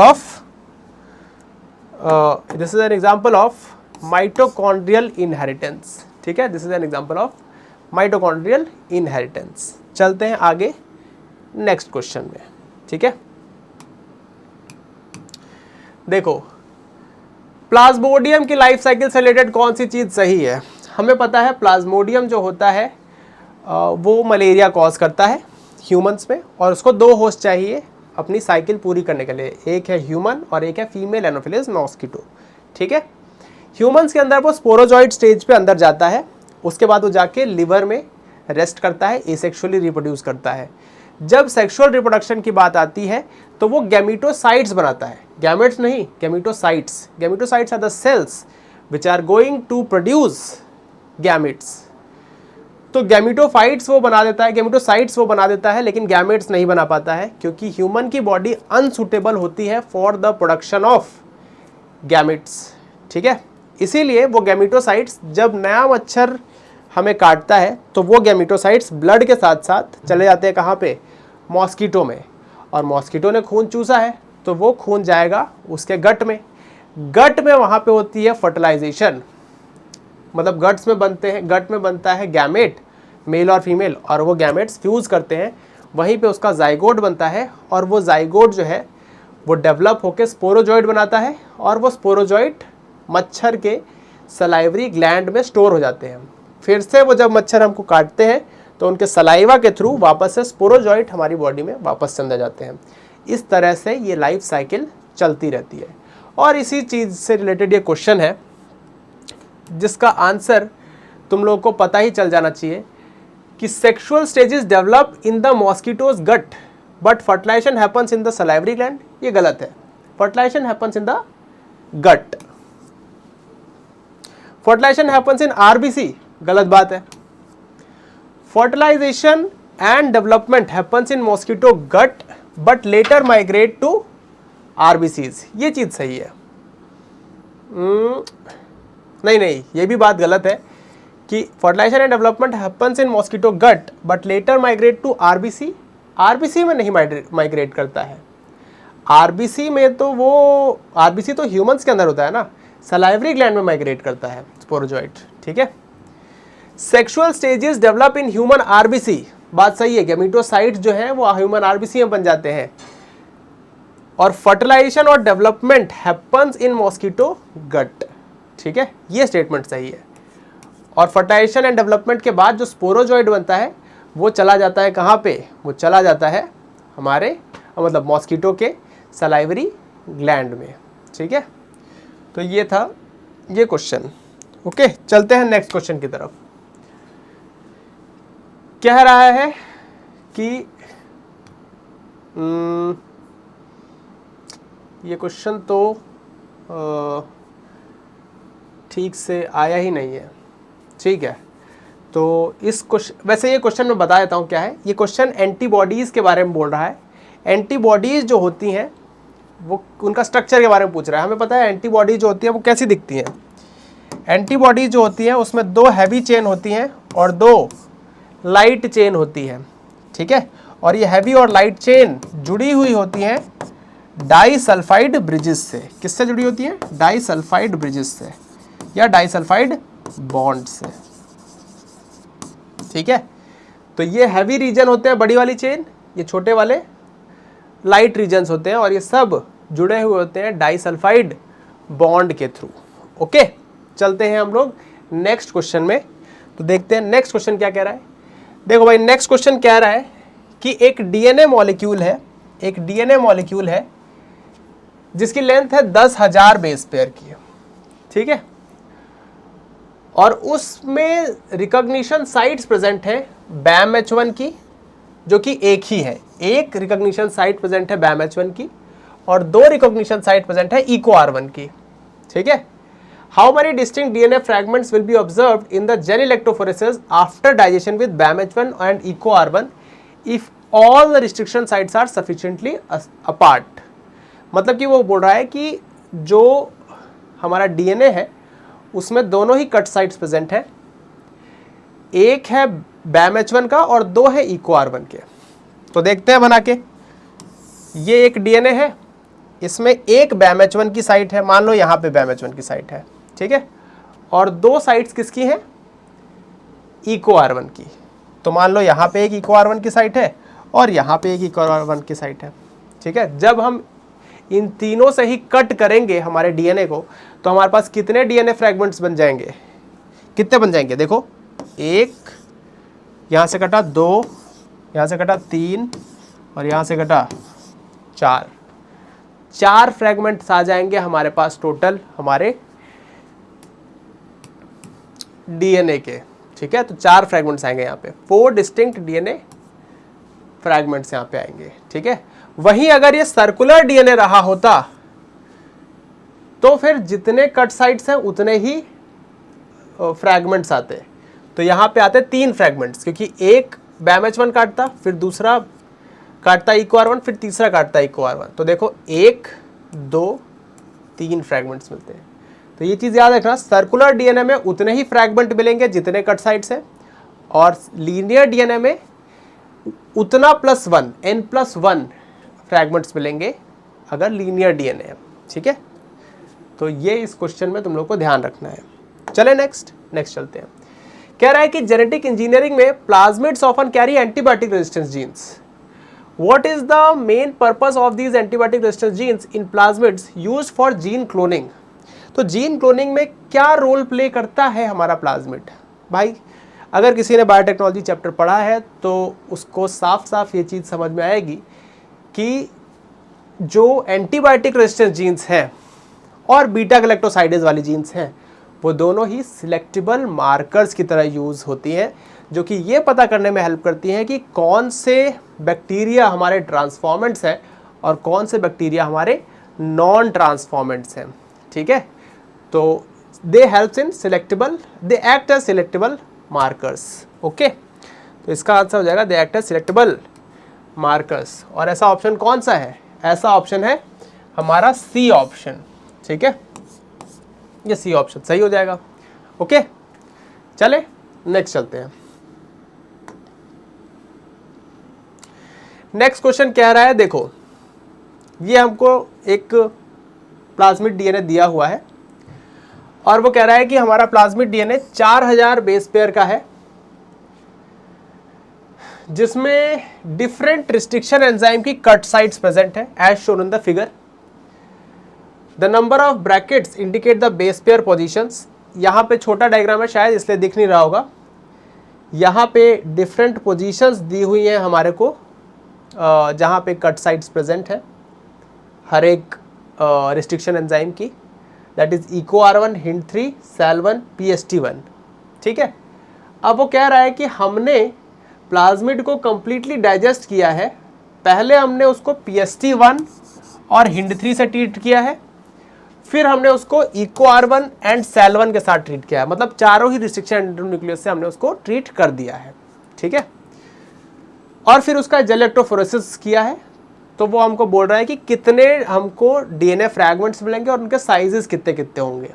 भाई सिंपल सा क्वेश्चन है, इसमें दिया हुआ है चीज़ें, हमने सभी से कट किया, यहाँ पे कट किया, यहाँ पे किया, यहाँ पे किया और यहाँ पे किया।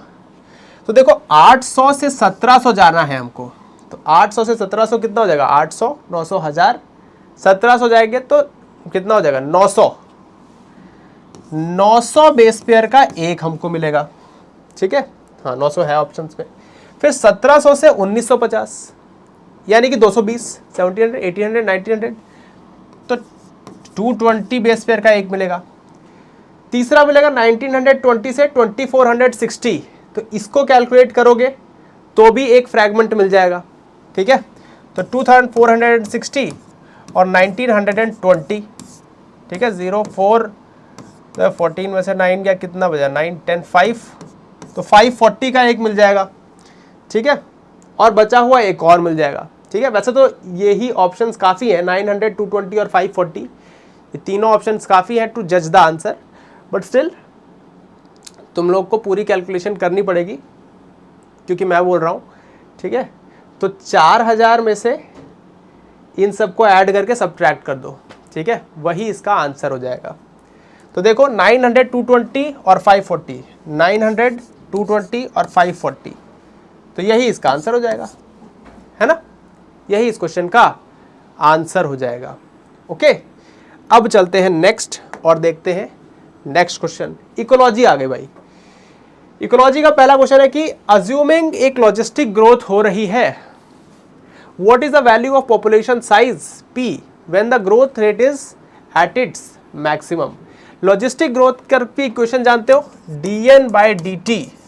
इस क्वेश्चन में P लिखा हुआ है is equal to Rn K-N/K। ये इसकी इक्वेशन होती है।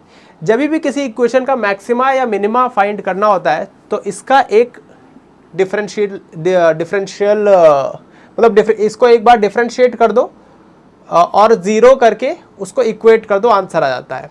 ठीक है, this is with respect to आपका मैथमेटिकल्स लॉज के हिसाब से, है ना?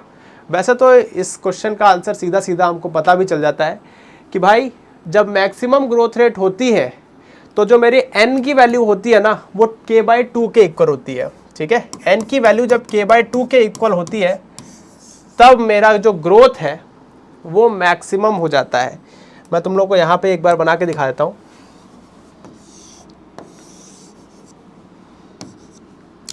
अगर मैं यहाँ पे growth rate with number of individual का ग्राफ खींच के दिखाऊं तो वो ऐसा दिखता है।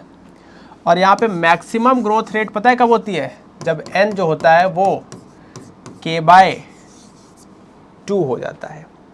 ठीक है, तो इसका आंसर क्या होना चाहिए, इसका आंसर होना चाहिए n इज इक्वल टू के बाय 2 या फिर p इज इक्वल टू के बाय 2 हो जाना चाहिए।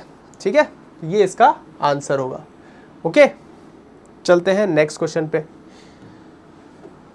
नेक्स्ट क्वेश्चन बोल रहा है कि भाई consider the following biomes, tropical rain forest, tundra, desert, coastal zones. इसमें से प्रोडक्टिविटी के सीक्वेंस में हमें बतानी है कि किसमें प्रोडक्टिविटी ज़्यादा है, किसमें प्रोडक्टिविटी कम है। तो जैसा कि हम लोग जानते हैं कि भाई ट्रॉपिकल रेन फॉरेस्ट में सबसे ज़्यादा प्रोडक्टिविटी होती है, तो ट्रॉपिकल रेन फॉरेस्ट में सबसे ज़्यादा प्रोडक्टिविटी होगी, पी में सबसे ज़्यादा होगी। कोस्टल जोन में उससे कम होती है, तो पी एस। उससे कम होगी टुंड्रा में, और सबसे कम होगी डेजर्ट में। जिसमें जितनी कम प्लांटेशन होगी उसमें उतनी कम प्रोडक्टिविटी होती है। ठीक है, तो ये चीज़ तुम लोग को नोट करनी है। तो इस क्वेश्चन का आंसर क्या हो जाएगा इस हिसाब से, P S Q D, P S Q R, P S Q R इस क्वेश्चन का आंसर हो जाएगा। Okay, P S Q R हो जाएगा, P S Q R, R. ठीक है, सही है। चलते हैं नेक्स्ट और देखते हैं नेक्स्ट क्वेश्चन। ये कह रहा है कि 10% लॉ, 10% लॉ फॉलो करने वाले हमारे फूड चेन्स होते हैं। ठीक है, ये कह रहा है कि अगर रैट के ट्रॉफिक लेवल पे मेरे पास एनर्जी 200 जूल है, अगर रैट के ट्रॉफिक लेवल पे मेरे पास एनर्जी 200 जूल है,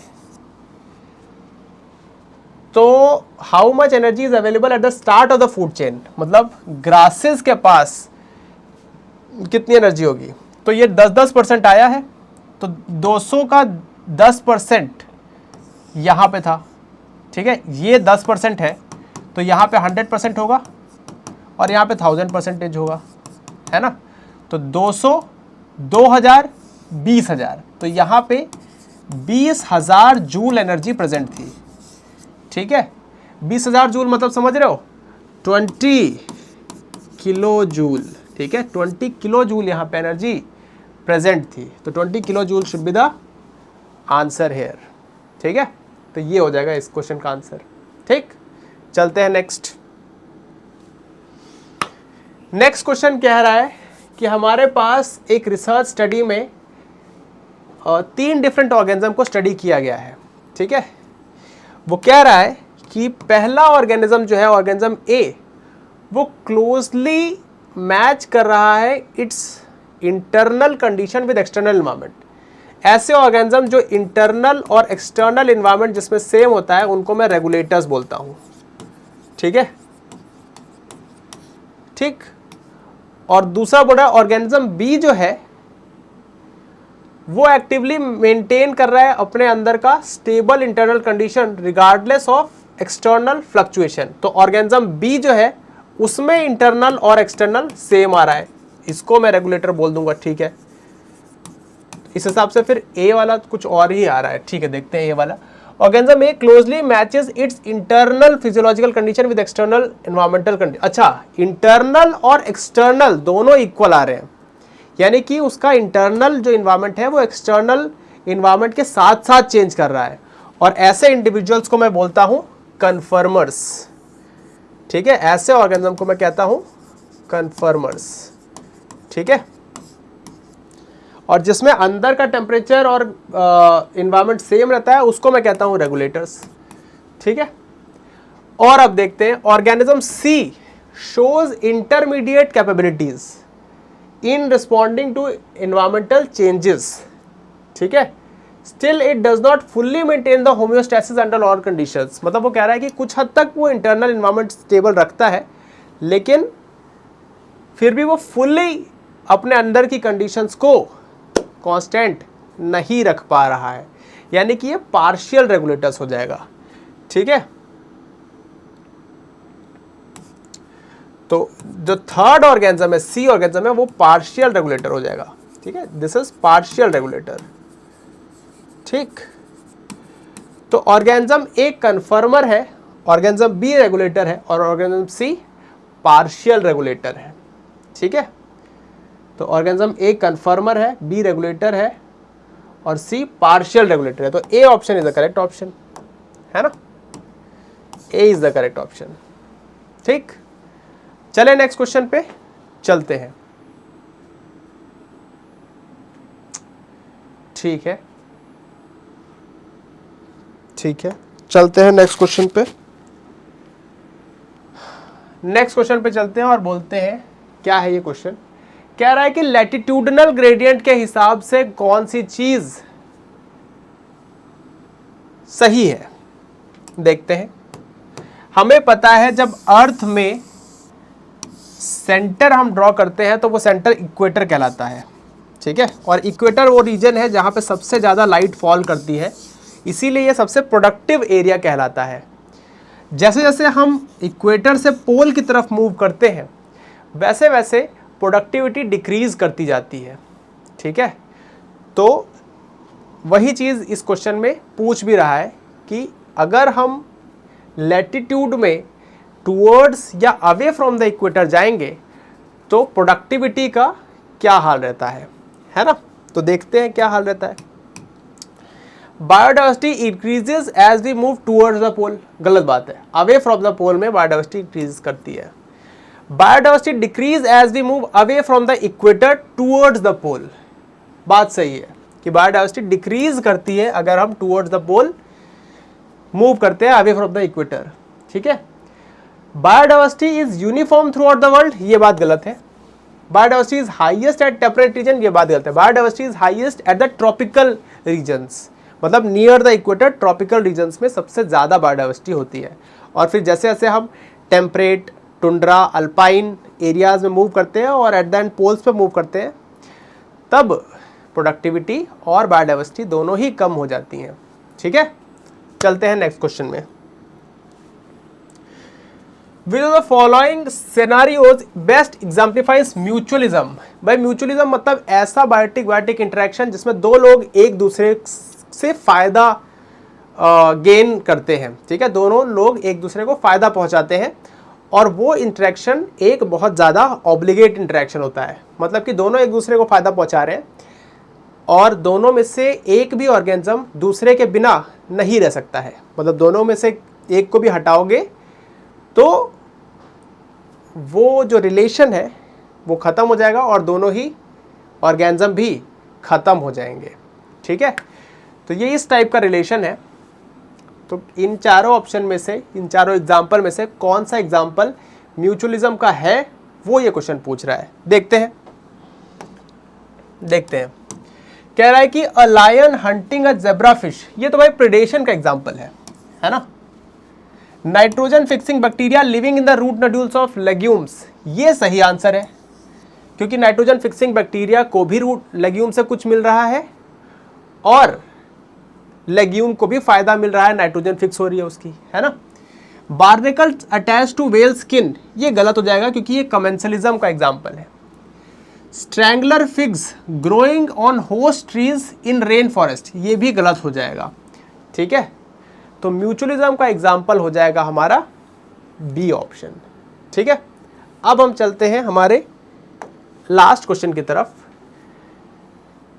जिसमें बोल रहे हैं कि the competitive exclusion principal states that. Competitive exclusion principal क्या कहता है? कॉम्पिटिटिव एक्सक्लूजन प्रिंसिपल बोलता है कि अगर दो इंडिविजुअल एक कॉमन रिसोर्स पे फीड कर रहे हैं या दो ऑर्गेनिज्म को एक रिसोर्स ही चाहिए तो वो इंडिविजुअल जो कॉम्पिटिटिवली सुपीरियर होगा वो ज़्यादा बेटर उस रिसोर्स पे फीड करेगा।